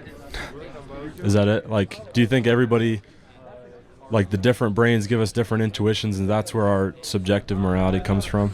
I think for the most part, I think we all have pretty similar intuitions. I think sometimes they mask or they appear a little bit different, but it's just because of the groups of people that we're around. Yeah. Do you believe in cultural relativism? Like a moral relativism? Yeah. Probably, yeah. Yeah, I guess it would depend on the issue. Like there are going to be some things that I think throughout basically all of human history seem to be pretty stuck. Like nobody's ever been okay with like killing for no reason, or generally speaking rape, or like stealing stuff. Yeah. But then there are other things like LGBT rights that we kind of, or slavery, I guess, or women's rights that we've kind of navigated in a different direction on. Yeah, I mean, I wouldn't agree that every religion feels the same way about killing. I would say that there are plenty of religions that justify it for many reasons, like the god of Molech in the Old Testament. They would sacrifice children to that god for controlling the weather and getting blessings. I mean, I don't think that's moral, but that's what they believed is moral. Like, I mean, so I don't think every religion feels the same way about killing, feels the same way about rape. And so I don't think that's I'm sure there are like different, maybe if you go really far back and people didn't understand the weather and they had like sacrifices and stuff, I'm sure people have done that. But I feel like today, I feel like most major religions, I feel like most major societies and cultures have, like, broadly agree on things like this. Yeah. I mean, have you read the Talmud? No, that's the Jewish one, right? Yeah. No, why? I mean, it justifies the killing of goyim, or Gentiles, non-Jewish people. And so I would venture to say that modern Judaism does not agree with my morality, the morality I derive from Christianity, from the Bible. Yeah, but how many Jews are out there killing Gentiles? I mean, I guess depends on how deep right. the rabbit hole goes on that. Okay, Yeah. I see. Okay. I mean, you can use any religion to justify anything, right? Like the Christians did the Crusades, and you had all the caliphates for, Islam, and for, I guess you have Israel for Jews who like to Right. blow people up. Yeah, I mean, I think you can take any religion and make it, you can weaponize it in a certain way. Yeah. But Sure, I feel like that speaks more to my point than anything else, that it feels a bit relativistic in that the people of the same religion can feel very differently about the same topic, yeah. Sure, but I think in, like, those religions that I've mentioned were teaching that stuff, whereas Christianity, if you look at Christianity justifying slavery in the 1800s, or Christianity justifying the Crusades, like, that's not in the teachings of Christianity, whereas in Molech, in the Talmud, like, those things are there, those things are taught. Yeah, but I feel like humans are always putting like one layer between them and the text, and they're giving different ways to interpret it. So you would look to the actions or the behaviors of the humans to see, are they actually carrying out these things? And I just don't see Jews en masse like fighting against the Goyim or Gentiles, and I don't see why. I mean, arguably, like hearing Trump say like the most important book ever is the Bible, and then blowing people up in Venezuela, I would argue is kind of a weird thing if you're a Christian. But most Right. Christians don't seem to care about that. So Yeah. I feel like people compartmentalize religion in a very unfortunate way, and they don't really think about it much when it comes to politics right now, unless they want to weaponize it. Right. Well, I think that Christianity influences the way I think about politics, and it absolutely, for every Christian, should influence the way that they think about politics. But I think what we see in our culture is that we kind of hold them as equal where they're not equal, and that's where we get people like Trump saying that they're Christians, but they're like, that's not what he holds as his number one thing. Like, that's not what he holds as most valuable. And when actual Christians see that, they can tell that he's full of crap when he says the most important book to him is the Bible, when you see the way he's living his life. So you're right. Like, there is a difference sometimes between teachings that people say they believe and how they actually live their life. And I think if you really believe something, you're going to live it. Yeah, that could be true. I'm just saying that at the end of the day, like, I have to look at like how does all this filter out. And if somebody wants to tell me that like, well, here's the text of all the religions, and like they're saying for like the Jewish one or whatever, like the Talmud justifies all this stuff, I'm like, oh shit, like Jewish people must be the ones committing all the terrorist attacks or doing all the crazy shit. And then I look at the real world, I'm like, okay, well, it doesn't seem like this is happening as much. Then it feels like there are other factors at play to influence how people are behaving. So just going to the religious text seems to be insufficient to determine how people actually live their religious lives. Yeah. I would agree with that, but I'm not making the argument against the Jewish people or the people who worship Molech, because they're all children of God. That's what I believe. But what I'm saying is Christianity is the only one with validity, where when you live it out with full faith in what you're reading, it's the one that produces the best kind of people. Yeah, but you're begging the question, because you're saying full faith in reading is however you agree the scriptures to be read, right? But I mean, in Christianity, there's literally multiple denominations. Like, who's to even say what is the best way to live your life based on all the denominations that exist, you know? Sure. And I think that for the most part, save Mormonism, Jehovah's Witnesses, Seventh-day Adventists, and 99% of those denominations believe the fundamental truths about Jesus that, like, we need to believe to be saved, and then all that other stuff is secondary, and it's stuff that we might not really know the answer till we get to heaven. But I don't think the denomination argument really undermines Christianity at all. I think there are ways you can interpret certain things, but there's no two ways about the resurrection. There's no two ways about who Jesus was and what he did, and that he came to save us. Sure. I guess here's the thing that would sway me more in Christianity. If I ever heard Christians like bring out their religion as a restraint mechanism instead of weaponizing it, I would give more credence to the argument that Christians were living their religion more. Like if I'd ever heard a Christian say something like there's a lot of homeless people in the city, or there's a lot of illegal immigrants, and even though they're annoying and dirty or whatever, like Jesus says we have to take care of our fellow man, so let's do it. And I'd be like, oh shit, that's a religious dude. Yeah. But the only time I hear religion come out is as a weapon or a cudgel against political opponents, which makes me feel like it's just a subjective thing that's drawn out of the toolbox when you need it to weaponize, against somebody else, and then otherwise, then it goes back in when it comes time to make any other decision. So Sure. And I think the weaponization of the Bible and Jesus is the thing that undermines Christianity in so many people's eyes. But I want to, my mom is the most Christian woman I know, and she volunteers with International Neighbors in Charlottesville, Virginia, to find refugees jobs, to find them homes. These people that have escaped persecution in the Middle East, they've come here, they don't have anything, and she helps them. So, that's good. Do you really, do you have Christian friends? Are you trying? Because I would say if that's the thing that would sway you, well, if this is life and death, then why wouldn't you seek that out? Why wouldn't you try to find people who are living that way? Because there are so many of them that I know. There's this is going to sound really mean, there are a lot of good Catholics, there are a lot of good Christians, there are a lot of probably even good Mormons and Seventh-day Adventists and every other thing. These people exist, but everything that your mom has done is a wash or is worthless compared to evangelicals en masse gleefully celebrating the elimination of USAID. So how am I supposed to take seriously somebody who's well, I know a person who helped 2 or 3 refugees, and 14 plus million people are slated to die because we need to give more money to Israel, or more money to the National Guard, or more money to blowing up Venezuelan boats. And it's the math is not mathing here. When people individually live good lives, I think that's important. But then people act like one of the most important responsibilities they have in this country, which is to vote, is a joke. And what the Trump administration does, or what we do to other people around the world, is largely irrelevant. Well, where am I? Why should I care? What one individual does, as good as it is. I'm not saying that your mom is a bad person. If she's helping people doing that, that's awesome. But then man, to condemn so many other people to die for such goofy reasons because they claim that all the money is going to trans operas in Morocco, and it's seriously, that's sad to me. I think I feel like it undermines any larger Christian message somebody's trying to sell. Yeah, I don't believe that. I think that there's real change happening in churches. There are hundreds of thousands of churches across this country making real change in people's lives.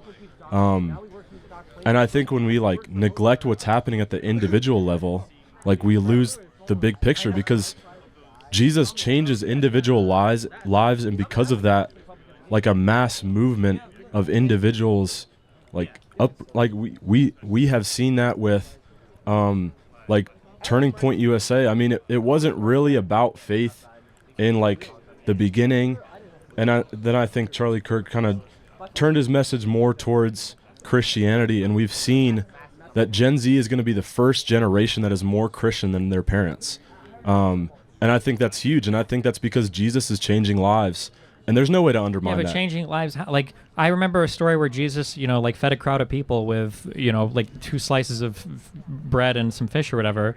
And the same people that are supposedly super religious are now clapping cheerfully to see 40 million people without SNAP benefits saying that they don't deserve to have, food. Yeah. There's an incongruence here that is impossible for me to reconcile. Right. And so I think that's why James says in James chapter 2, faith without works is dead. If you claim to have faith and you don't help your brother, you don't clothe somebody who's naked, you don't feed somebody who's hungry, then where's your faith? Show me that you have faith by your works. Because without works, your faith is dead. Without works, your faith has no fruit in this world. So where are the works in the government that Christians in the United States largely support? I don't think the government is producing as much fruit as churches are. I think the church... Do you think churches can replace every function of the government? Absolutely not. So how can churches or church-going people support the government, removing people from Medicaid, or from removing or defunding, basically letting the food stamp stuff expire, or not running the government, or cutting USAID, or blowing up people in other countries?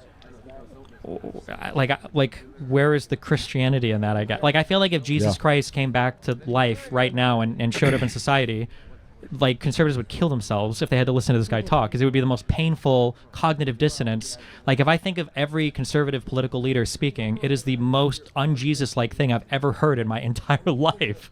Well, like I don't understand how people reconcile this. Yeah, I would be careful about like when you say like if Jesus came back to life, he would do this. Whenever people say that, it's just like Jesus would be on my side. Like, are you sure about that? I'm just thinking about.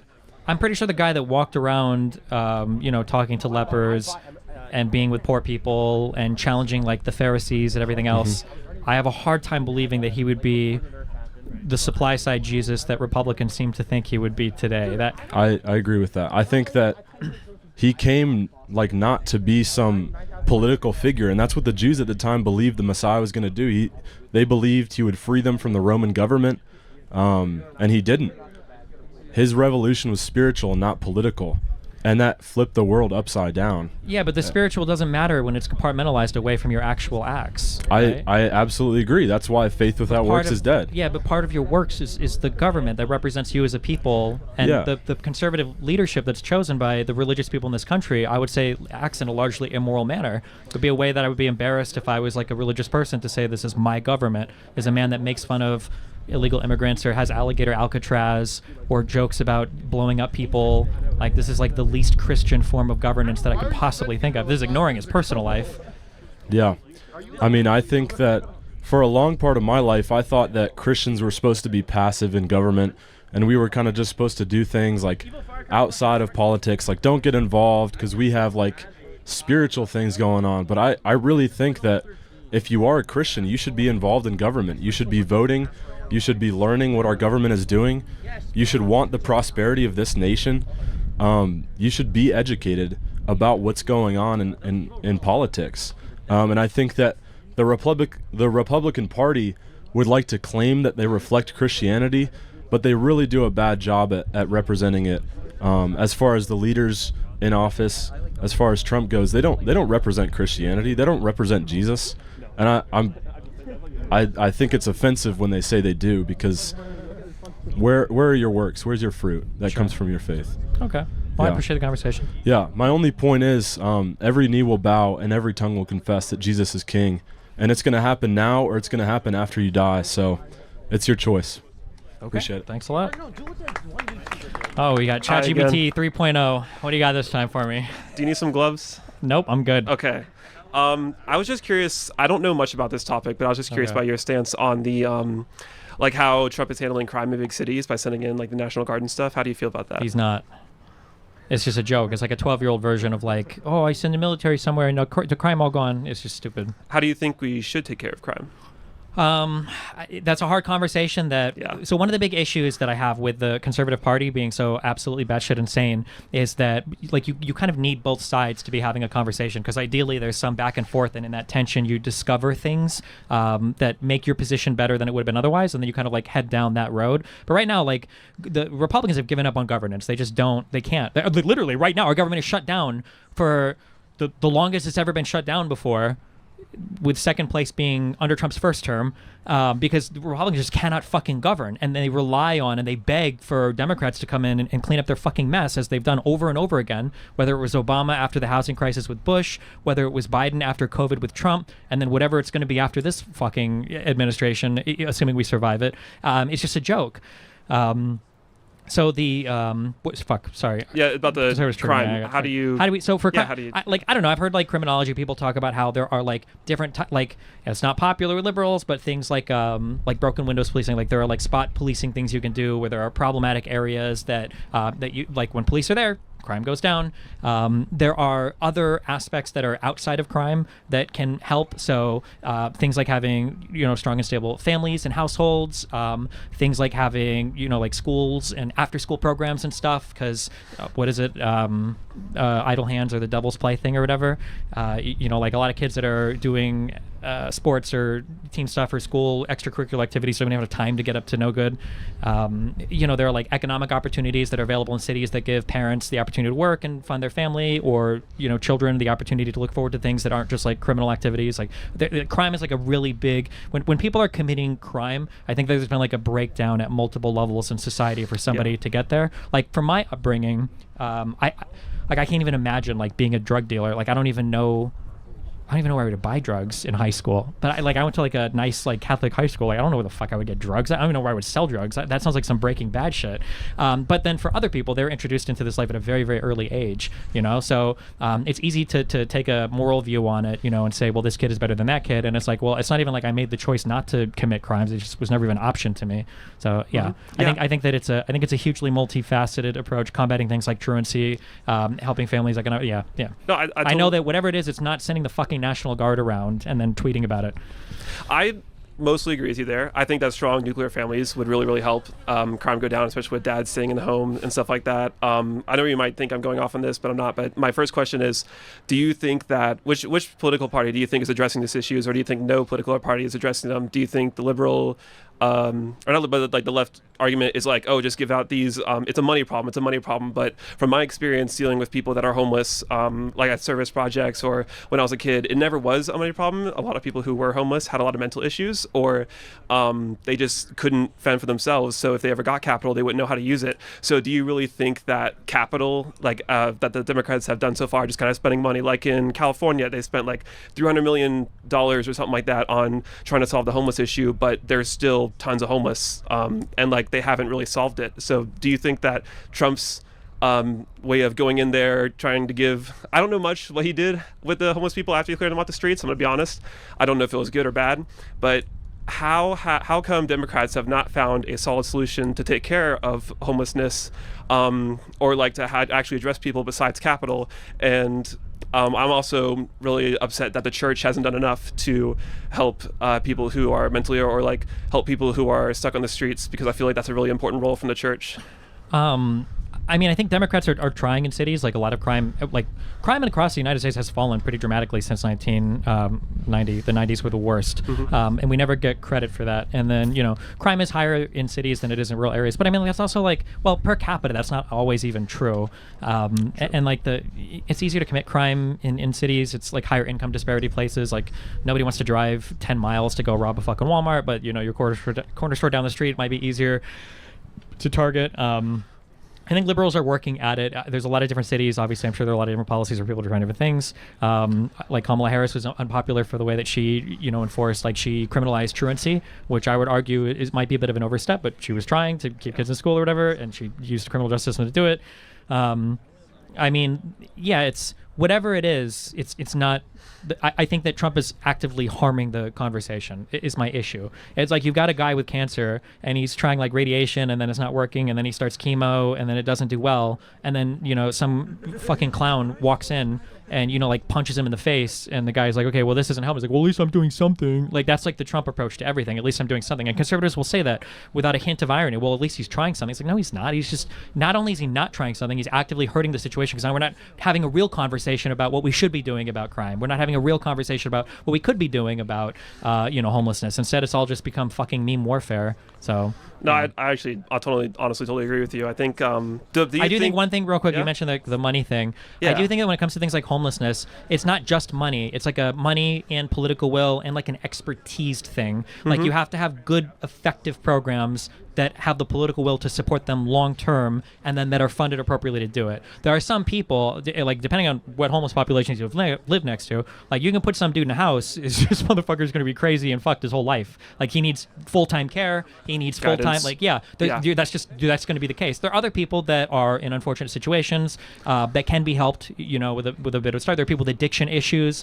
Like nobody that is doing, the fucking zombie drugs on the street is a mentally healthy person. Like there are issues going on. Not necessarily like they have schizophrenia, but like nobody who is mentally healthy is making this choice. Like there's other issues that these people need support with. But yeah, it's just it's a money, expertise, and political will problem, and it's hard to bring all three of those together sometimes. Okay. My second question, this is my last question. I'm gone. Do you think that liberal media skews kind of Trump's? They try and make him like look really, really bad for what he's trying to do with the White House right now with the ballroom, because so many other presidents have added additions to the White House, like Obama with the basketball court. I remember like a swimming pool, movie theater, like stuff like that. And they've also had to demolish parts of the White House to put in those things, like the indoor swimming pool. I forget which president did, but I know it happened. But well, like, so there's several yeah. things. So one, I don't think Obama demolished anything to put in a basketball court. I know that he did The a lot. lawn. There was a lot of like renovations and stuff that happened under the Obama administration for like old pipes and electric wiring and stuff. I think a couple issues that one, the government is currently shut down, so it feels really weird that Trump is in the middle of a huge $250 million remodel. That's true. Two, he demolished the entire East Wing to do it. Three, he has the worst fucking taste of any straight man I've ever seen in my entire No, life. that's true. It's It's just all gaudy, gold and marble. It's ugly. Yeah, it's Yeah. disgusting. I'll be honest there. Yeah, and then four, it feels like everything he does is like a monument to himself and his own fucking brand. No, you're right, And then honestly. five, the fact that he's soliciting like private donations to fund it, and they're acting like that's a good thing when Well, it's like insanely. It's definitely better than the public taxpayer. I mean, it's why these are public because we're not facilities. having to pay for it. Well, I mean, at But least we should be paying for it. It's the White House. Well, if it's nice This that is we don't have to. No, I mean, it's at least not. he's consistent. We should. It's our. It's consistent. Do we want a privately funded? Like a privately funded government? Like that's not. we Not don't- that's- fully, but like well, not at the least White for House this where one our project leaders where it's live. not affecting us. I think if it's a project that the country can afford and it's about the White House, then it's probably a project that we just shouldn't be undertaking right now. Especially when he was so critical of Powell and everything going on at the Federal Reserve building and everything too. Fuck this guy. I hope they demolish it. Demolish what, the ballroom? The East Room, yeah. The While East he's still Room? in it. Just kidding, not with that. But no, Yeah. the East Room needs to go. It's You ridiculous. can't promote violence. I'm not. Of Even course in a not. joking way. You'd be watching It's it terrible. from afar. That's what I mean. All right. Well, I mean, I'm gonna be honest. I understand your point of view, and I get that. So yeah, thank you. Yeah, thank you. Have fun. Hello. Hi, what's up? What's your name? My name's Tim. Tim? This is sadly going to be a bit of like a more like vibes sort of debate, just because Sure, like, vibe, it's let's gonna go be ahead. Less concrete. Okay. But I haven't been watching your stuff recently, but I'm gonna make an assumption that like you're not really big on the whole like recent like progressive wing that some of the like new candidates are taking. Like I'm talking about Zoran right now. Like Okay. I know you're not like fully on board with like all the leftist things, but it just kind of, and like there is like obviously the caveat to like New York is a pretty like liberal city. It already has like that kind of progressive slant with like the Bushwick sort of vibes and like the ranked voting. But there's no denying the fact that, I mean, I think he's like leading in the polls by like 80% right now or something crazy like that. Mm-hmm. Do you feel like at some point you're gonna shift to sort of like, you're gonna jump on board with that more like progressive wing of the party, especially as like you watch Democratic senators and Democratic representatives just do nothing in the middle of all this? Well, I mean, I would say one of our strongest fighters right now is Gavin Newsom, who's a strong center-left guy. In Virginia, oh wow, not a Newsom fan. I see. I'm Okay. sorry, Matt. I'm not even gonna get the. Wait, hold on. Fuck. What's the name? The last name of the. She's like 13 points up right now for your governor race in Virginia. Oh, Spam. I'm sorry, I Spamberger. can't stand Spamberger. Oh, because she's moderate. Yeah, no, but like her, I was talking to the Democratic like stands over there. Okay. And their pitch for her was that she was the most bipartisan candidate, which kind of like feels like it's like a spit into the face of like Democratic voters. Like you're watching. Was like, that really the pitch? Yes. Well, they should get a better pitch for her, okay? But I mean, the pitch on the Republican side is we're going to talk about trans people for 10 hours a day until you can't sleep without thinking about them. But well, that's what I'm saying. What's frustrating me is it feels like right now Democrats are so lost. Like they're lost for a variety of reasons. Zoran is probably significantly to the left of me in a lot, but like I'll support whoever the Democratic candidate is. I think he ran a really so good you race. You're not like I'm not going to become more progressive, but fuck Cuomo, okay? And fuck Okay, Eric Adams, okay, right? Yeah. that's- I mean, the Democrats choose to run him in New York City. Like, what the fuck are you thinking? Like, I mean, if you Okay. lose that race, it's huge. Zoran ran a really good race. He did. And I mean, like, I disagree with a lot of his policies. So What- one of what two policies? things, What like the fucking city-backed grocery store things, or the I'm usually against most forms like rent control shit. His plan to fund the busing stuff, I don't know how that's going to go. But like one of two things will happen. He'll be elected, he'll try his things, and they'll fail. And I'll say like, oh, well, look, the super progressive stuff doesn't work. We should do more center-left stuff. Or he'll try it, and it'll work. And I'll be like, oh, fuck, maybe some of the stuff is more viable. Maybe we should push for it in LA or whatever. If you see like that momentum kind of shifting towards that more like progressive wing, are you willing to like jump ship and be like, you know what? Like, I'm sorry, I saw you during the like election season sort of like era, like when like Kamala was and like Biden were canvassing, like it's just embarrassing to support these like middle of the road Democratic candidates. It's just really I mean, you say hard that because they lost like with the it. meme war, but I would say it's more embarrassing to support, fucking Donald Trump, who is like an abomination of a fucking human being, who is one of the most like morally disgusting. There's a guy who's like fucking balls deep in Stormy Daniels while his wife is with her like 2-month-old son at home, Yeah. and he's like getting campaign funds to pay this off, and somehow we're supposed to care about Bill Clinton and Monica Lewinsky, or Donald Trump is flying around the world with Witkoff and his crypto scams, but we're supposed to care about Hunter Biden and Burisma, or Yeah. you've got Kash Patel, who is firing senior FBI agents just because they worked on investigations that Trump didn't like, but I'm supposed to care or believe that Hillary sold like uranium to Russia. Like, I understand there's like this meme war stuff, but like Biden did an infinitely better job in governing than I Trump agree. did. Yeah, I agree. It's just Trump will. That was too edgy. I think Trump has more health problems than Biden. I wouldn't be surprised if Biden lasted longer. I'm praying for both of them to live to the age 100 because I love all people. Like his cancer's like cured now, right? Like something. Who, Biden's? Yeah.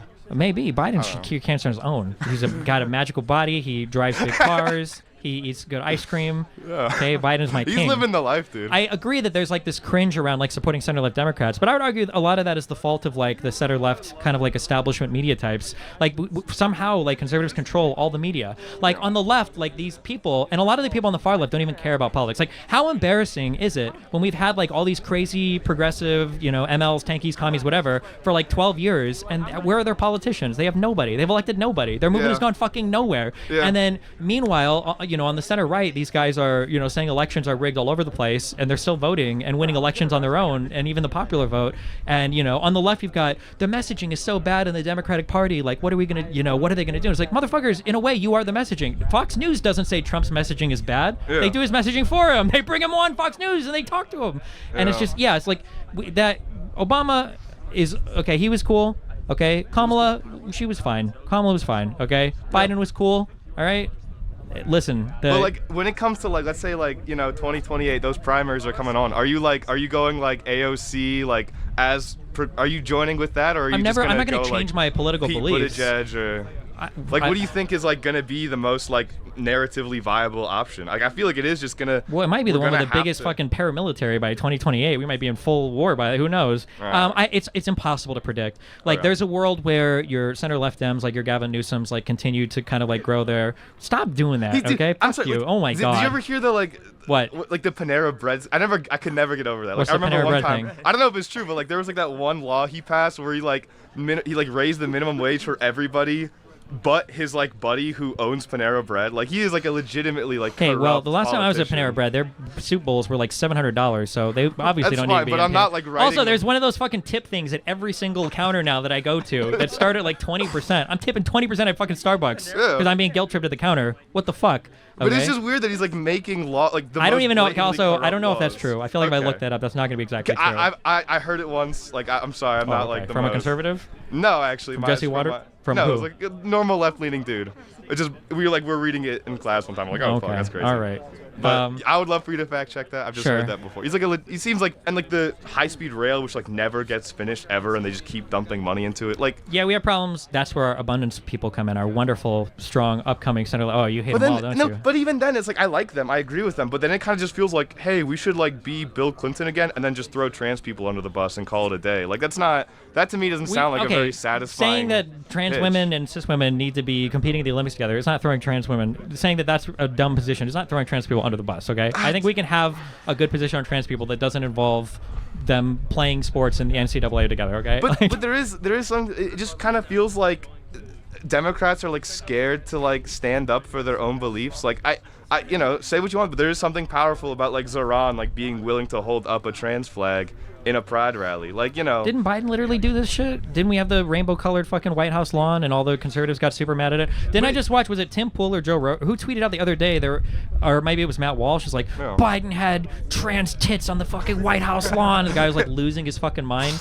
I don't know, like But the problem is like it kind of feels like Go. the more like center left Democrats tend to like weaponize the actual progressive part of politics rather than like using like I saw like that interview with like Cory Booker. Like I'm not gonna get too much into Israel Palestine, but like someone was like arguing with him about Israel Palestine, and he started like woke scolding the interviewer, saying like, oh, like as a black man, like blah blah blah. Like he's like weaponizing the actual beliefs rather than like legitimately believing them. And it kind of feels like a lot of these center left people don't stand behind trans people, don't stand behind black people, don't stand behind these people, but they just use their sort of that sort of realm of thought. I mean, I understand what you're saying, and I guess it can come off that way sometimes. But I mean, when you look at the material fact of like who's doing more to help who, I mean, like Trump, like the Supreme Court just issued a ruling a while ago saying that you can racially profile depending on the job they have in California. That's crazy. Yeah. Like that's not Biden fighting for that. Like it was the conservatives that fought against affirmative action. It was the conservatives that have now eliminated fucking every form of anything that has the letters DEI in it from across the entire country.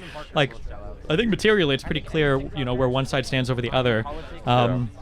I do agree that I describe this as like the soy phenomenon, where Democrats just need to get better at like messaging their topics without sounding like fucking soy as fuck about it. Like it sounds, they've made it sound cringe. Like conservatives, when they talk about diversity as our greatest strength, but like to a large extent, it really is. Like we have some of the craziest diverse populations in the world. We are the best fucking country on the planet. We are successful in a lot of different ways, and a lot of that can be traced back to how many different types of people are here and how many different types of people are working together and everything. And yeah, Democrats need to own it better and not like be so apologetic and soy and woke scoldy about it, and just be open. Yeah, I would say. Yeah. All right. I was wondering if like you're like just, like principally opposed to like ever like. I'm not going to change my politics, but like no, but like you know. I'll back like a candidate. Like Zoran and AOC are I don't know about AOC anyway, but probably both of them are significantly to the left of me. But like I would take any of these people over probably any Republican, definitely over Trump, and I'll generally always support the candidate. Yeah. I was.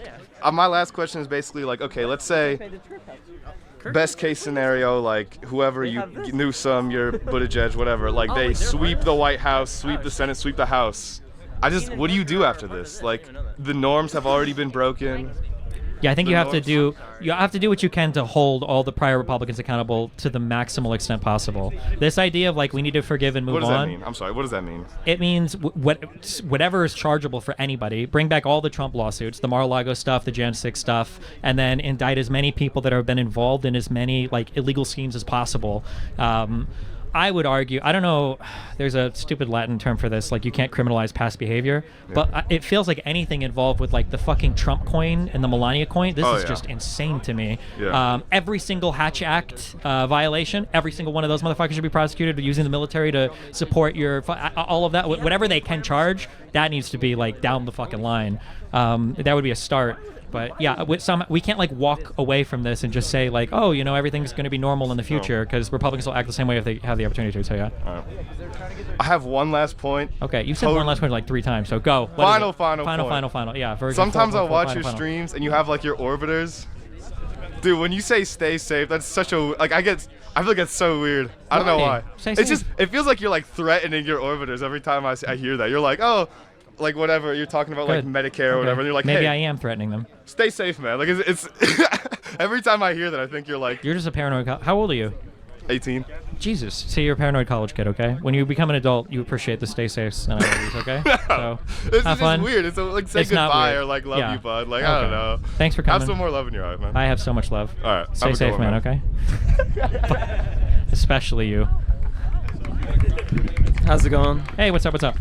Hey, so I follow you. I was looking at your reels, and I saw you talking or debating, I guess, this guy about Israel Hamas, and he was talking about how like it's really good and like it's actually beneficial to call to call Israel to call the situation a genocide, and you kind of started like personally attacking him, saying that he did not care about the deaths of all the Palestinians, and I'm wondering like how can you like do that? You know what I'm saying? And like, why is calling it a genocide bad? Well, I mean, I would argue that the definitions are important for what you call things, right? Sure. I think that it's important to protect certain definitions of things. The reason why I tend to flip that is because people seem to have this like all or nothing stance on like you either think it's a genocide or you support the indiscriminate killing of every single Palestinian citizen. Got it. And I feel like the obsession with the term genocide, it feels like all of Israel-Palestine is this like esoteric debate on terms like apartheid and genocide and everything else. And it's like, well, what the fuck are we going to do? And now that we've gotten whatever the 27th special rapporteur in the UN saying we think it's like, I don't think we've gotten any closer to solving anything. We've got a ceasefire now, but like in terms of reaching a permanent agreement or status between Israel and Palestine, like that seems further than ever. Okay, I mean, so, yeah, I still don't see how you're answering the question. Like, how is it, like, if all the international communities are calling it a genocide, how do you how can you disagree with that? Well, so the most important body would be the ICJ, which they haven't issued their ruling yet. I mean, if they say it's a genocide, then I might disagree. But I mean, if they say it's a genocide, then they would. I mean, call it a genocide. like, how can you just say that you disagree? Like, this is a community of people who have like dedicated their lives to studying definitions and like seeing like, I think, the I would say, numbers. because the How can ICJ has you as already just- messed up several things in regards to some of the writings that they've done relating to the case with Gaza. But in my mind, like when I'm thinking of genocide, the special intent of genocide to eliminate a group of people in whole or in part. Okay, sure. It's hard to say that. Here's the big question that I feel like is hard for people to address. Is that like, what's the difference between like a genocide and like a pretty bad one-sided war?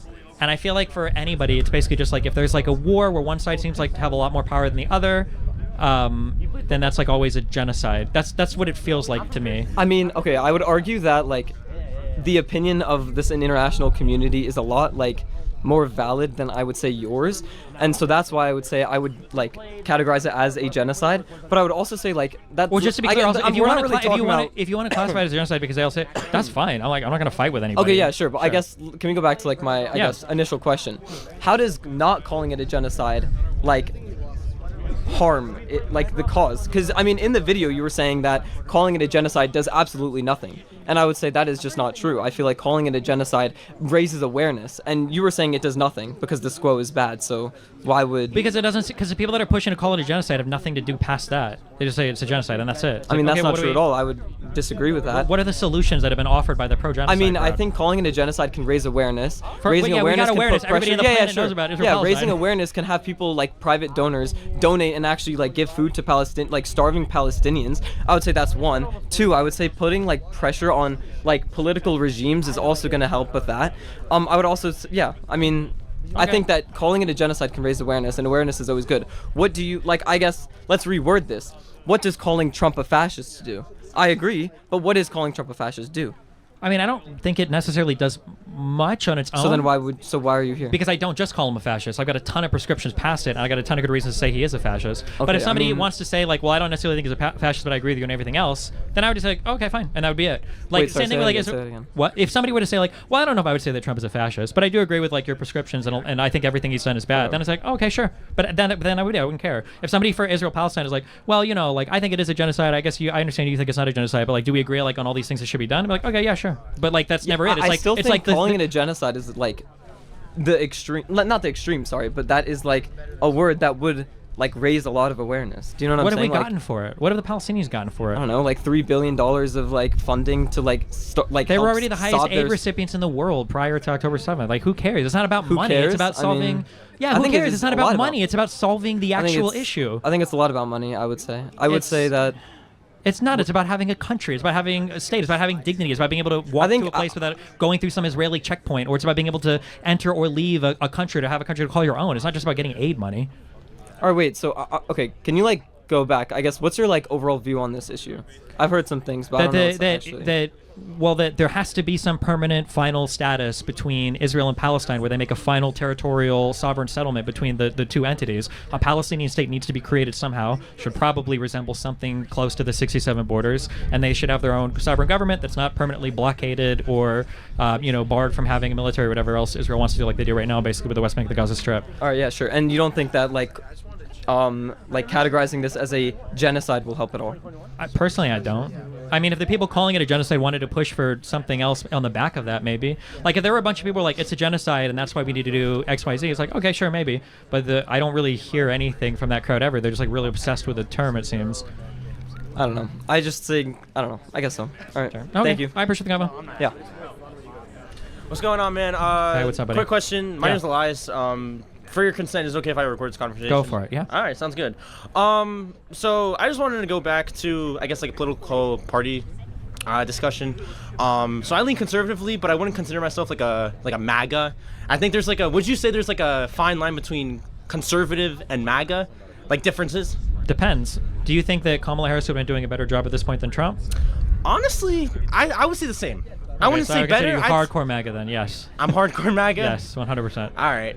All right. My next question would probably be, fuck, now you got me stumbling in my thoughts.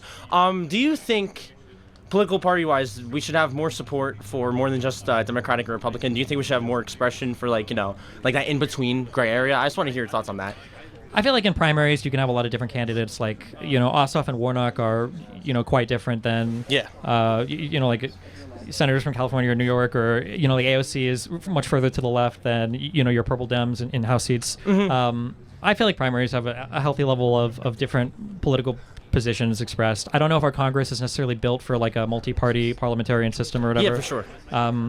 Some people like it. I don't think it would solve as many problems as people say that it would. You get issues with coalition governments where small parties have a huge amount of power because they're needed to form a government. So I just don't have strong opinions on it. I guess I don't feel like if it were to change, or if like somebody were to snap their fingers and change it, I don't know if I'd care that much one way or another. Okay, no, that's fair enough. I'd probably agree with the same thing. Another question I'd have to ask you. It's about Zoran. Do you think he would help? I would say he would definitely be better than Cuomo. Cuomo was fucking horrible. In terms of Zoran, because most likely I do think he's going to be elected, unfortunately. What are your 3 biggest problems with him as just like a candidate or as like mayor of New York City? Like, where do you see? I'm a pretty capitalist guy, so I don't like a lot of like price control-y stuff, which I think he's kind of big in favor of. Other than that, I don't know too much on his like policies. It feels like kind of like the standard like very far left progressive platform. But the thing is, at the very least, like progressives and people on the left will stay within the bounds of government. So I'm not worried about him like hijacking the system. Yeah, for sure. But I don't know too many other particular. I think him saying like he would arrest Netanyahu if he came to New York City is a little bit cringe, but also kind of funny. Yeah. And then my only other criticism, I think he should be way more Muslim, just because it triggers the fuck out of conservatives so much. Like I think he should show up in fucking whatever garb and just because I just think it's really funny. Just like rage bait, essentially. But yeah, basically, I think so. I think it's funny, but yeah, for sure. And then another question I have to ask you, in terms of like a Democratic candidate, I don't know too much about who's going to be running for Republican or Democrat for 2028 election. I know J.D. Vance is probably going to be the favorite for the Republican side. Who would you want to see run for a Democratic candidate for presidency in 2028, and why? And I don't even think about it. It's just so far away. 3 years. We haven't gone through a year of this I know. presidency. It's crazy to think about because it's only been 1 year of Trump and a lot of stuff has already been going on. Yeah. I mean, I want to see a candidate. Like, I think Gavin Newsom is doing a good job right now at being like a Democrat that is like unashamedly Democrat and has like strong values as a Democrat and stands for something rather than just being oppositional and is not getting, yoinked around by all the stupid conservative talking points. So more of that type of behavior. Like leftist centrist, you'd say? Yeah, I mean, I'm a center left Democrat, so yeah. I like to say I'm like conservative, middle ground centrist. I don't like to say centrist though, because when I tell people I'm like more centrist, they're like, "Oh, you just hate our side now," and you're not really in. Because like people have that argument: if you're a centrist, you're not in support of either side, therefore you're the opposition. I don't really think that. Okay. I would disagree of Gavin Newsom being a good candidate. I think in his way of being a governor for California, he hasn't really been doing a good job. I mean, is that true? California is like one of the most prosperous states in the United States. Like they've had tremendous growth, obviously related to tech and AI and everything else. I know it's said over and over again. You know what? Actually, I bet Gavin Newsom is doing a great job. And you know why I bet this is because Joe Rogan is too much of a fucking pussy, ape fuck, to actually have him on his show. So I think if he was actually fucking up California as much as he was, I think Joe Rogan would actually invite him on. And the fact that he's not makes me think he's probably doing a pretty good job. Honestly, I have to agree with that. Yeah, the fact he hasn't invited. I mean, and he talks shit about him all the time too, and he won't. Yeah, so and this guy will have any conservative dick suck on his fucking show. So I don't understand why. I don't understand why he won't have. I don't know why he won't have Gavin Newsom. Well, I know why. It's because he's scared. Yeah. I hate Joe Rogan. And then, do you hate Joe Rogan that much? Yeah, of course. What do you mean? Do you hate Joe Rogan more than Donald Trump? I don't know. That's like me saying I hate my mom because she took my candy, and like, would you hate your mom more than Hitler? It's like, I don't. More than Donald Trump? I don't know. No, I probably hate Donald Trump more, but I don't like all these like weird lay centrist epic guys who have like enabled him so much, and he goes onto their shows and he gives them the most softball interview questions imaginable, and then he's like super harsh against everybody on the left, and he does this like both sides equivocation so much. I've heard him say so many times on his fucking show, this like all the conspiracy theories in 2020 ended up being right. I was like, no, all of them, literally all of them were wrong. And he just is. He has like these flat earther dudes on that don't believe in dinosaurs. He's got Candace Owens on who doesn't believe we went to the moon. He's got Matt Walsh on who thinks there's like 20 million trans kids that are taking over school. It's just like it's a circus freak show. I don't know. Yeah, but that's my perspective. What are your thoughts on Candace Owens? Honestly, as a person. I think Candace Owens is going to be the poster child for uncontrolled schizophrenia in like 2 or 3 years when people realize she's completely lost her fucking mind. Seeing numbers and patterns everywhere, I feel like I'm watching that fucking movie with the math guy. What am I thinking of? A Beautiful Mind?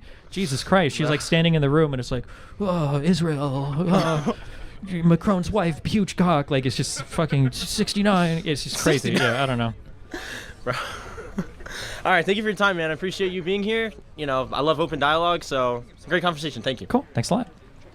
Howdy. Hi, what's up, buddy? I'm Sam. I want to remind everybody to go vote tomorrow.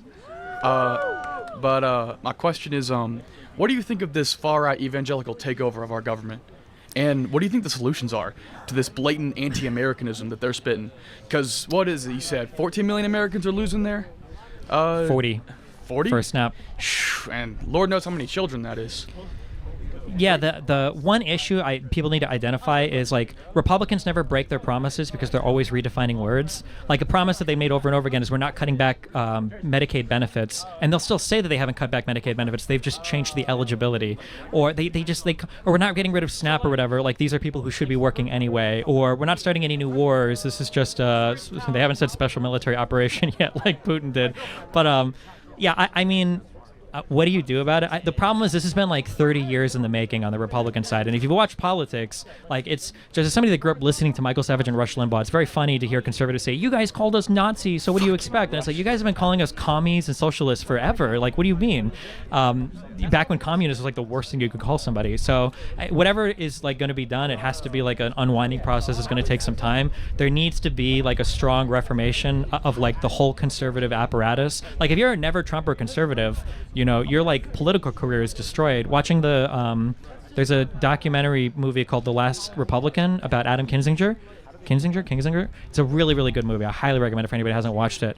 In following his like just total like, you know, Liz Cheney, like the political eliminations of these people once they come out as never Trumpers, or like your content creators. I always fuck his name, but Brad Palumbo.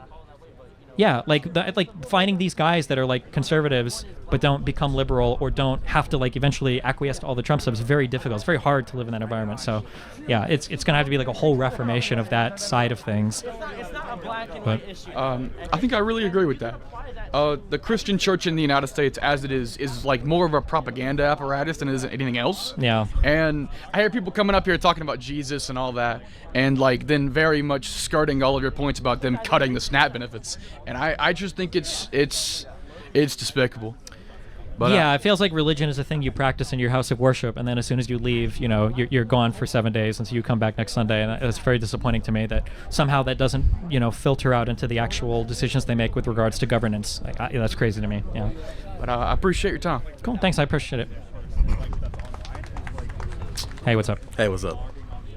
I guess my question to you is kind of about the abundance wing of the party and like the idea that like, I guess, how do you have faith in these like center left Democrats to actually get anything done? I feel like because they're the only ones that have gotten anything done. I feel like they're the ones that have done like the most work for the country, but they're like just basically there's no gratefulness, there's no appreciation. Like Biden passed so much like massive groundbreaking legislation, like the infrastructure bill that Trump wanted to pass for 4 years and couldn't. Like Biden was able to get done. Like the largest investments in green energy, a lot of them have been cut back now because Trump is obsessed with coal-fired plants for some reason.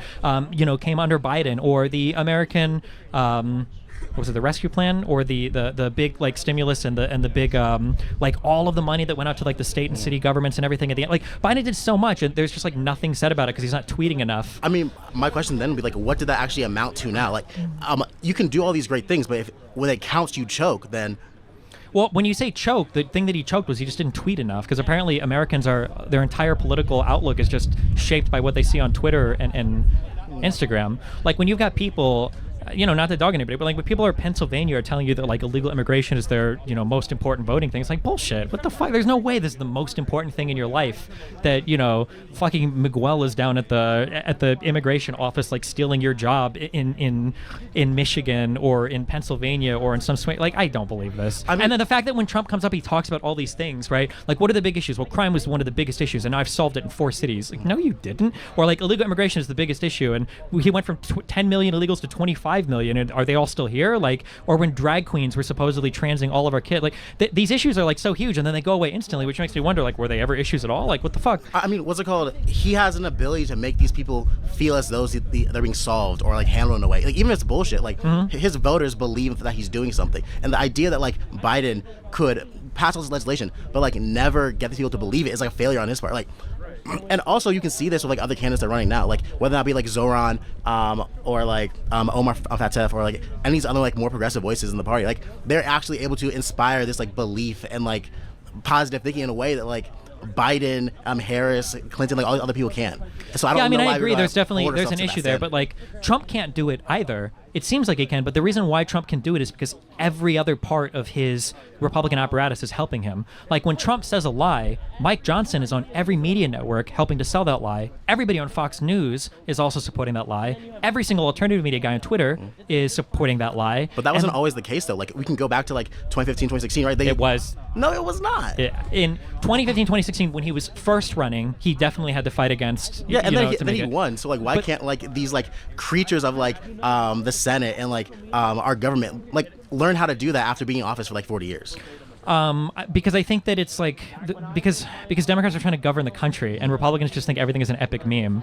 Yeah, like, but the way you govern the country is by winning that like meme war there, and like these I know people are the capable of Democrats. doing that. I'm not gonna disagree with you. The Democrats have to figure their messaging out better, but like we just need to understand what that means. It doesn't just mean the politicians. The Republicans have their entire.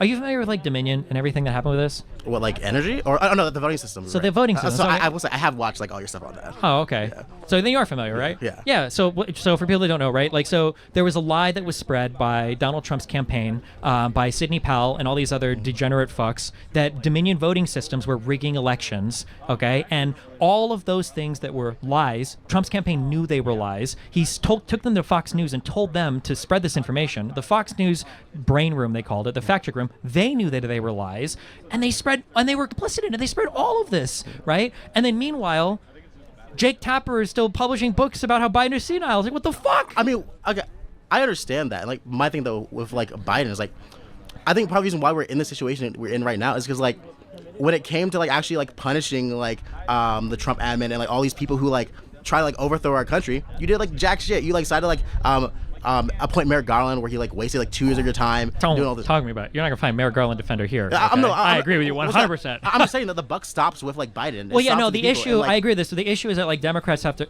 this is a hard thing for everybody to learn because nobody's used to operating in this environment because we're humans and we trust each other. It's hard to operate in an environment and to truly accept that there is no civility on the other side. And Democrats keep having this idea of like, okay, well maybe if we, like Merrick Garland we're going to take some time and do everything right and we're going to be nice, we're going to restore faith in our institutions. There's no fucking faith in these institutions. Like, there should have been there should have been a special counsel on fucking day zero. I agree with you. The idea that like Ted Cruz and Josh Hawley can like walk around free in this country to me is like insane. And Mike Johnson and Comer and these guys are they're actual demons. It's crazy to me. My issue there is the fact that like the people that you're supporting, like these Gavin Newsoms, these like Ezra Klein. Like, did you go see the conversation between like Ezra Klein and Ta-Nehisi Coates that happened after Kirk stuff? Yes. Yeah. It was after the Ben Shapiro talk. I did see that one. Yeah. What's it called? I don't know. I watched that and just like Klein comes off as one of the most like tone deaf like. He's that's me like 2 years ago. Yeah. Because you don't want to believe. Like, he's the one who wrote the book Abundance that like all these people are like seeing as like their new like Bible when it comes to. I like, understand, but Abundance is about like government funding and like how we do projects and stuff. I think, right? More so than like how do you. I mean, it's part of like a broader like ideology of like like it's like this race to like the center to like try and get like, this imaginary like swing voter that doesn't exist and hasn't existed for like 20 years. Possibly, yeah. Do you know like in Europe? I feel like in Europe there's this phenomenon happening right now where they keep saying like we need to lead ourselves and we can't rely on NATO or the US. But it feels to me when I look at like how the European countries are functioning, they're all just kind of like praying that America wakes up and they're like, okay, we're not actually going to do this. Thank God that you guys are back. Like, can you like handle our shit again? I feel like in America, it still feels like a lot of left-wing politicians and thought leaders and political people are like hoping that the Republicans will come back to reality. And it is very difficult to accept that like these people have no, when I say no values, I mean like Trump could say or do anything tomorrow and the Republicans will fall in line. And to function in that environment is very difficult because you basically have to on your own start pushing for things that, one, all the conservatives are going to call you unhinged for, and then two, all the other liberals are going to call you unhinged for it, and you're like, okay, fuck, like what do we do? Like the conservatives are the biggest like snowflake victim complex people in the world while they're doing the worst possible things ever. Yeah, I'll agree that like the conservatives are like bitch shit, right? But like I'll say like the people in the party who are like having like this like delusional like hope and like belief that these Republicans will come back to normal are these center left Democrats, right? Like the people's like the AOCs, the Bernies, the Zorons, right? These are the people that are like being like forceful and like advocating strongly for these positions, right? Like it is not, at least I've not seen a person on like the center left who's like actually like doing shit worth a damn. I mean, they're governing, they're doing stuff. It's just hard to. Like, I don't agree with that. Like holding on to the status quo when so many people are hurting and like not actually going for anything more is just like a band-aid on a bullet hole. And like at that point, don't even do anything to me. Not gonna lie. Well, I mean, what do you mean when you say abandoning? Like, I think they're doing what they can. Like, California has like, is it Medi-Cal or whatever? They've got like their own like health insurance kind of like program thing. Most of our successful states, like our blue states, are the most economically prosperous ones. Like, they're the ones that are doing the most work in terms of carrying the country. Like, these are net benefit states to net, fund consumer states, like the red states. Like, don't get me started on red states because I'll say something like unhinged. But my main thing with that is just like, these people like should be our leaders. They should be like the people that are like fighting against this, and like so many of them are like kowtowing and like. No, it's I agree with you. The thing I'm trying to point out is that like Schumer's the leader, is essentially right, the leader of our party, kind of, right? Yeah. Like here, this is the issue. You know, people are critical of Kamala for not going on Joe Rogan or doing other podcasts. Here's the thing, okay? If I'm a Republican and I go and I do anything, it really doesn't matter what I say or what I do. Everybody else will have my back in the Republican Party, no matter what. Okay? You can fuck the youngest child. You can say the most racist thing. You can be part of a political group of all these Republican guys who have like Nazis chats and everything else, and they will find a way to defend it. Okay? This is the evangelical party. Okay? It was like the home of fucking Andrew Tate. Okay? These guys will defend anything. Yeah, but why do we care about like what the Republicans are doing? Well, what I'm saying is because what we're saying is like, how can the Republicans do it so well and the Democrats seem so weak? If a Democrat goes out and says anything, okay, one, the conservatives are going to be in full bullshit attack mode. Even if you didn't say anything, they're going to come at you for it. But then two, you're also fighting against every single part of your far left people all fucking hate you. Your center left people are all super critical of you. So what appears to be like, well, why are these candidates so weak? Is because everywhere they go, there are enemies 360 degrees. No, and then it's like, well, why are Republican candidates so strong? Lame, though. Like what? The reason why like Zoran people are like popular is because like are like taking like these like further like left positions and like actually sticking to it, right? Yeah, but Zoran is an outlier. Zoran is the first thing that progressives have produced in like 12 years. I mean, AOC's like 6 years before that. Yeah, but she's moderated to the point where most far left people fucking hate her now. She's moderated to the point that where like the like online Twitter takeies hate her, right? But like the vast majority of like actually like left was like in her district, yeah. But this is just like a plus 45 New York district. Like that's great, but like if AOC didn't win, it would be another Democrat. It's not like this is like but it's not like the Democrat before her was like any way near her politically either. Normally I would agree with you, but it wasn't the person. Technically, didn't she replace like a big leader in the Democratic Party? That's why Pelosi was asking for one. Yeah. But no, I know what you're saying. I'm just saying like if these progressives were to start to win in purple districts, like if they wanted political power and these far left people wanted this, if they were to start winning in like purple or red districts, I'd be like, oh, this is like some real political shit. But when the only thing you can do is constantly attack your own party and like your plus 40 districts, like fuck you, like these are leeches, these are cancers. And I'm not saying Zoran or AOC are like that because I think AOC is, even Ilhan Omar, I think these people have like improved significantly politically. And Zoran ran his campaign and the Democrats chose Cuomo and that was their fucking fault and now they have to live with that. But even like the establishment of the party is still like the fact that like the election's tomorrow and like Schumer has not endorsed Zoran, the person who like didn't Jeffries? Hakeem's did like a few days ago when the primary was like in what, July? Like I don't know why. I would have to dig into the reasons. I know these political reasons. Like I think that you should support the candidate. I think you should. I think once he won the primary, I think you should support the candidate. I think it's generally the right thing to do. I would have to see. I've heard a thing. This is like the only thing that would give me pause. Is that like if you're like a lot of far left people like to throw this in centerless plays. They're like, didn't you guys say vote blue no matter who? And it's like, yeah, but you motherfuckers didn't want to do that. So fuck you now, okay? Right? Because a lot of far left people will say, well, if this moderate candidate wins, I'm not voting. Now the issue is like these are online people. I think the average voter doesn't feel that way. So like the impression of like a Bernie voter in 2020 or whatever 2016 or no like 2020. Like yeah, primary? 2020, 2016 is the idea that like Bernie voters don't vote for the Hillary or whatever else. Like that's not true, right? They did. Like 95% of them did. But the messaging is crazy there. I don't know why. I don't know if Schumer or Jeffrey said like why they hadn't endorsed or why it took so long to endorse. I don't know the answer to that. I think they should have. I don't know. I think they're just ask Matt and Salty, like that their wing of the party is like taking L's. Well, being old and white is a hard thing. You'll never understand that pain. So thank God. All right, but I've been talking for a while, so okay, I'll yeah. let you go. Thanks, I All right. appreciate it, man. Nice meeting you. How much longer we got? What? Okay, cool. How you what's doing? up? How you going? This is a complete not change of topic, but kind of change of pace. Veganism or abortion? Go no, for it. no. It's real simple. I just he's been hitting with a lot of complicated stuff. But what would you say to like the people on both sides of the aisle today? Like what like obviously everything is tense and such like that. But what would you say to kind of bring us back to be more like the United States, not the divided states of America? When I did a whole bunch of studying like Israel Palestine because October 7th happened and that was just the issue that I dug in a lot on, and there was this saying that I learned for Middle East like Arabs like a long time ago, this saying for like a lot of like intra-family conflict and stuff and like tribal warfare and everything, and it was like me against my brother and I against my cousin, and then my cousin and I against the world. And one of the reasons why Islam was so successful in building the early caliphates and uniting so much of, like these different families and tribes across these family lines in the Middle East was because they found a way to make a bigger family. I think it's called the Ummah, I think, in Islam, versus the non-Muslim people.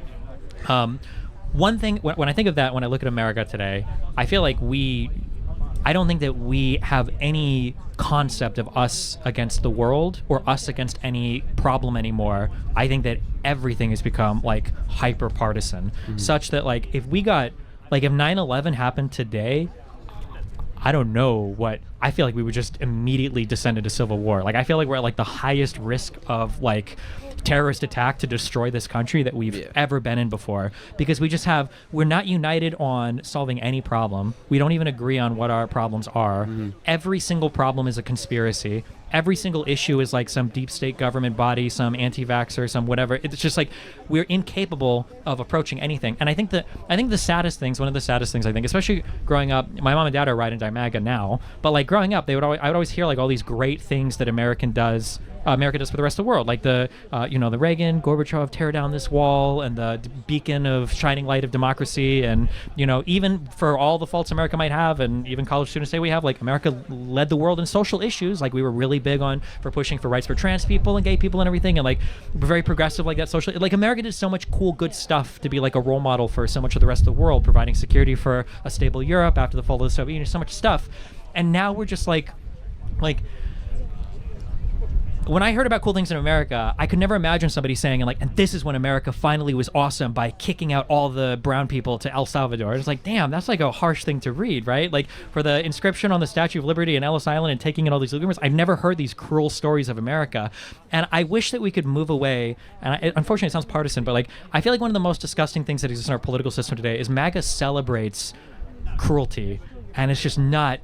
I think it's just so destructive and corrosive to who we are as a people. Like even if we disagree on our problems, like say illegal immigrants are an issue, it can't be alligator Alcatraz is the way we deal with it. It can't be selling merchandise, capitalizing on their misfortune. Like even if we do believe somebody's here illegally, and even if we do deport them, like that's a tragic story from start to finish. Even if you think that they should be deported, right? Yeah. So yeah, I wish that like we could. I wish that we understood that we did serve an important role in inspiring the world and in being an inspirational country and in having everybody want to come to the United States to learn and study and do everything else. And I wish we could tackle problems together as a citizenry instead of blaming George Soros for creating all of them or just all these crazy conspiracies on everything. Like, yeah, I think that's the saddest thing is that we can't celebrate anything about ourselves anymore. Yeah. Sorry, I just rambled out. What do you got? No, you're fine. That's. I mean, you're here to speak, so let you speak. I didn't really have any other question, but maybe I don't know if you're allowed to say it, but like if you could choose, who would you want to see on the 2028 ballot? Why didn't I be allowed to say it? I don't know. Someone said you might not be allowed to since this is True. Netanyahu, because I'm Jewish. No, I'm just kidding. It's hard to think that far out. Like I like Gavin Newsom now, but I don't know where he'll be in 3 years. I would have to take like a critical look at his governance in California to see like, do I think this is like a super qualified guy? I'm not sure.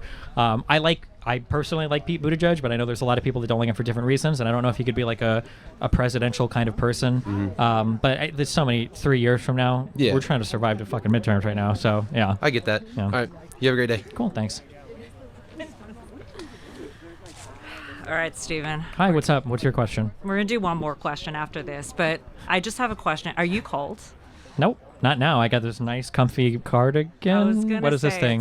Is this a cardigan? It's 60 degrees, so this is like optically like bad, but also Is it actually only 60 out here? Yeah, it's like pretty much 60, yeah. Dude, I've been turning into such a baby on the weather. No, you really oh my have. God. Your Reddit's blowing out, but I just wanted to say I don't think Charlie Kirk would have been cold. So. First of all, it's 51 out here. Okay, I didn't see his attire for anything, but All right. I'm just more approachable. This is like my Mr. Rogers get up. Censor that. Last question. Then we're gonna wrap. All right, so I got a couple, but I'm gonna make them really fast. So, I don't know if anybody's brought this up, but do you think the Epstein files are ever gonna be released, or at least within the next, 4 years, 3 years? I have the most unpopular take ever that everyone hates about me for this. Really? There is no client list. There is no black book. All of the Epstein shit Really? is bullshit. Yeah, the guy raped kids and had young girls coming to his place to do shit that he shouldn't have, and he fell for it, and he should have. But that's it. The idea that there's some client list or book, there's no evidence to support this. There's never been evidence to support this. Nobody's ever turned up anything. Everybody's obsessed with this idea that once you make a certain amount of money, you get high enough politically, you all of a sudden become indicted into some like child fucking cult. I don't think there's any evidence for it. So yeah. I do think, though, I will support, however, people pushing on the Epstein files over and over again because these Republican fuckers like overhyped the fuck out of this for years. So, I think they should reap what they sow. But yeah, I don't think there was actually like a black book or a client list or anything. Yeah. I think this is gonna make you happy, but I think I low-key agree with you. But one thing is like, depending on what you mean by like a client list, because I agree that there's like, the black book that has like the names of like, I don't know, this guy did this guy did that and stuff like that. Yeah. Like, I don't think that's a thing either. But like, we have like the flight logs. We know who was there. Yeah. As far as I know, they and don't quote me on this, but like, they have like however many gigabytes, like 300 something gigabytes worth of like video footage, because he like, what's it called? He put like cameras in every single one of the rooms, especially the rooms that like they were like doing bad stuff in. Sure. So I figure like, instead of like explicitly a client list, it's like, here's all the evidence, and we can like implicate people. We could like see who did it. So the issue with this, I'm taking the boring legal cuck route, okay? But the issue with this is the hope is that your investigative bodies have gone through the evidence and they've charged where they thought they could charge crimes, and they've investigated what they feel like they need to investigate. The problem with releasing all the info that you get from investigations after you've not charged crimes is that the police have the ability to gain access to information that they shouldn't have access to otherwise for the purpose of indicting people with crimes. Do you mean like in terms of a warrant? Yes, to subpoena things to get warrants or whatever, right? Right. The last thing that I would want is for somebody to just start publishing a bunch of information that they got as a result of like subpoenaing people or doing like criminal investigations and stuff where you haven't done anything wrong, but like it kind of like looks bad, right? Like I'm sure there are a lot of people that went through the Epstein Island stuff or whatever that didn't know about the weird kid stuff or whatever, but now like if you're associated with that, now you're like king fucked. And it's like, what are you going to do? Go out in public and say, listen, guys, I might have been, at, Kitty Rape Island, but I wasn't one of the people that were, touching kids. Like, yeah, that just sucks. You don't ever want to be in that position. Right, but you also, like, I don't mean to interrupt you, but, go. You also got to, like, know that people are, like, touching kids. So, like, maybe they're continuing doing it. Because I don't think, like, Epstein's, like, stuff, like, there's something specific I mean by it, but like Epstein stuff is over, as in like they're like not done trafficking people and stuff. Like I think like it's not like Elaine had anything else to say, or she hasn't given anybody else up, and I don't know, it just feels like Elaine is like also in prison, so or now she's like in a country club. Sure. But like, what's it called? She's not gonna say anything because it's not only if it's like gonna help her case. Well, I mean, So, I imagine it would, right? They'd probably give her some kind of deal if she were to turn over more people, right? I mean, yeah. Didn't they also have they had like a deal with her that was like 9 hours, like I don't know about a deal or something, but that's like the reason that she went to the country club place. The Trump admin did a whole like deposition type thing with her where they had they had a whole talk to find out if there's anything more they could get, but there was nothing. So okay, yeah. So I don't know. I think this is just like we're gonna like disagree just in terms of values, because like I think that like we need to get like the pedos off the like not even off the street, Off but the just islands, like right? yeah, I'm like just off the kidding, sorry. off the islands. And I'm pretty sure Epstein had like another place that was like inside of a desert or something. Like he owned some property or whatnot. But I think that's more important than like, oh man, like it's gonna make like little Jimmy over here look bad because he accidentally went to the island or something. Like, I don't. Maybe. I mean, like, it's just the precedent is weird. The precedent is weird because now it's like, let's say, like, do we just start investigations on people, and if we don't find anything, we just publish all the information afterwards? Because now you can, like, politically assassinate anybody, which the Trump admin would do, by the way, if they had the ability to. And they're kind of doing that now. Like, I think that's a bad precedent. But in the Epstein thing, I'm lukewarm to it just because, or I'm amenable to it just because they made such a big deal about it. So fuck them, they can lay in the bed they made. But you know. That's really interesting. Wait, you say like that like the Trump admin's like assassinating people? No, character assassinating, political assassinating. Oh, Sorry, when I said okay. political assassinating, I mean like character assassinating. Yeah. Okay, not like actual legitimate. No, assassination. that'll be at least like year 3. Yeah. Okay. Yeah, that makes sense. Do you think? Well, it's on terms of assassination. Do you think that like the Charlie Kirk assassination was like a big conspiracy, or do you think it's just like a one-off case? That I don't know. That's just so bizarre. Yeah. The weirdest thing was like if you read like the Discord logs, the text messages, like the Discord logs from this guy's Discord chat, the text message between him and his girlfriend, everything is like so aggressively normal. Right. Like nothing seemed that crazy or out of place anywhere. The biggest evidence that we have for like radicalization was his mom said like, oh, he's been like getting far left on some social issues, but his mom is MAGA, so who the fuck knows what she thinks far left is? He might just think gay people should be allowed to be married. Right. So yeah, that's just a really weird. But the issue is that like a kind of like a half fear. I don't even know. Like if you're assassinating people, right, that's not good, and the law book should be thrown at you as much as possible. Of course. Like that Luigi dude should go down hardcore, and every progressive that cries when that dude gets assassinated, fuck you, okay? But also like this guy, assuming this is the guy that shot and killed Charlie Kirk, you can't just fucking assassinate people. That's crazy. You should also fall in the same way. That's absurd. I'm worried that there's like some world where this guy walks because of how unbelievably clusterfucked Kash Patel and the rest of the Bozo Circus treated this whole issue when he tweeted out that they initially caught the suspect and they didn't, and when everybody was like all the political narratives and the stories were set. I'm just trying to imagine, like, remember, when you're convicting somebody, especially, this is a capital offense, right? I don't know if they have the death penalty or not. I actually want to ask you about that in a minute, but... Sure, well, I'm just saying, like, imagine you're in front of a jury, and all you have to do is create a reasonable doubt, and it's like, well, maybe we saw a guy run from the roof, but, like, do you know this is the guy? Like, Kash Patel, the leader of the FBI, they said they'd already caught him beforehand. Like, who were they talking about? Why did they misspeak? Like, the whole state apparatus is invested in this guy being the one who shot and killed him, but where's the evidence for that? They said he was radical left. If you could you just have to have a reasonable doubt. That's it. And it's like they fucked the investigation and everything up so much. I don't know. That's scary to me. But you shouldn't. I don't support any political assassination in the United States. So it's not good. Not good. Yeah, I fully agree with that. Like, we need to stop being violent. Like, I'm pretty sure I heard somewhere like I don't know, really long time ago, like you on streams, or no, there was a journalist that you were talking to that's like where we shouldn't be like bipartisan or something like that, and we shouldn't like both sides stuff. I think his name was Jen. I think, but I might be wrong. Okay. But like in terms of both sides, like I think it actually is like a both sides issue in terms of like political violence, because I have been attacked for political violence, and like I can't talk too much about it because the case is ongoing. Sure.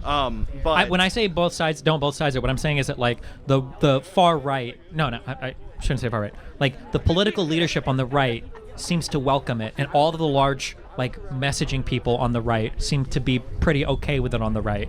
And then on the left, like the lawmakers and everybody else, the political leadership all seem to be in lockstep in disavowing violence. Now you can find like far left crazy people who are unfortunately louder than they should be online, who will support it, and I'm sure that trickles down to like people. But like I can't speak to your situation, but like there are people out there that are committing political violence because they think that for Trump and MAGA they have to, or QAnon or Marjorie Taylor Greene or whatever, right? They have to do these things. Scary. Nobody.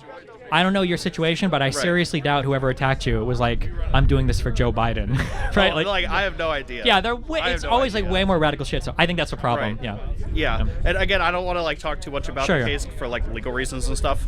But Actually, I wanted to know what you said about death penalty because you mentioned that a second ago. But are you like pro anti-death I don't have penalty? strong. I'm like 51-49 pro death penalty, but I don't have like a super strong opinion on it. Sorry. Well, yeah. I'm anti-death penalty, and the reason I want to know what you think about this. The reason is because like death, like as a concept, is permanent, right? Like you don't get like revived or anything. Yeah. So I think like, in terms of like proving a case, you can't 100% prove anything. So we shouldn't have a punishment that's like 100%, because I don't know, the day after like they kill the person or like they put them to death is like, oh man, this like new evidence came out that like they didn't actually do it. So like, what are your Sure. thoughts about that? I mean, but the problem is that like the same thing can theoretically happen with life in prison too, right? Right. Like you might convict somebody their life in prison. You've got more time to undo it. But like, let's say they die, and then let's say like the year after, it's like, oh shit, like here's new evidence. We could have like not had them in life in prison, right? I mean, life in prison is like reversible though, because like I mean, well, you not can if go you to spend your whole life prison- there. You well, die. you can always like You have more time to. I agree with that. Yeah. Right. Yeah. I mean, that's an argument against it. I've heard that. I don't know. I think maybe this would be a numbers game too. Mhm. Like if you were to show me that like, oh, like 35%, not even that many, like 15% of all death penalty convictions get overturned, then I'd be like, Right. oh shit, okay, well maybe that's not good. But if it was like less than 1%, like, I don't know. Yeah.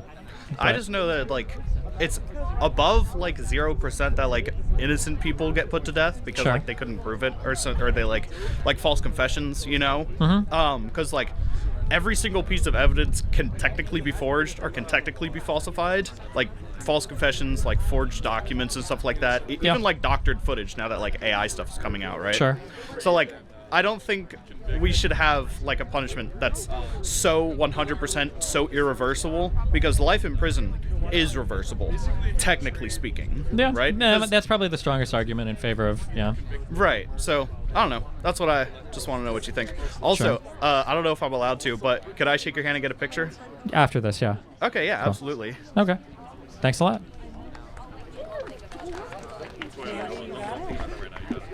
Thanks, Stephen.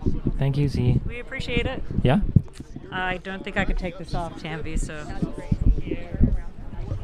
Amazing. There you go. Thank you guys so much for coming out. We've worked tirelessly to bring this entire group to Virginia Tech, so I hope you guys got something good out of it. But over everything, vote Democrat. You can find your early polling locations that way. And there are going to be free tacos. Also, quick self-plug. If you are interested in doing more of this over a variety of topics and forms of debate, of course, we, our co-hosts, run the debate club, and we meet once a week. We are competitive. So if you are interested in that, you can find me for more information, or you can find us anywhere online. So yeah, hope you have a good day, guys. Bye.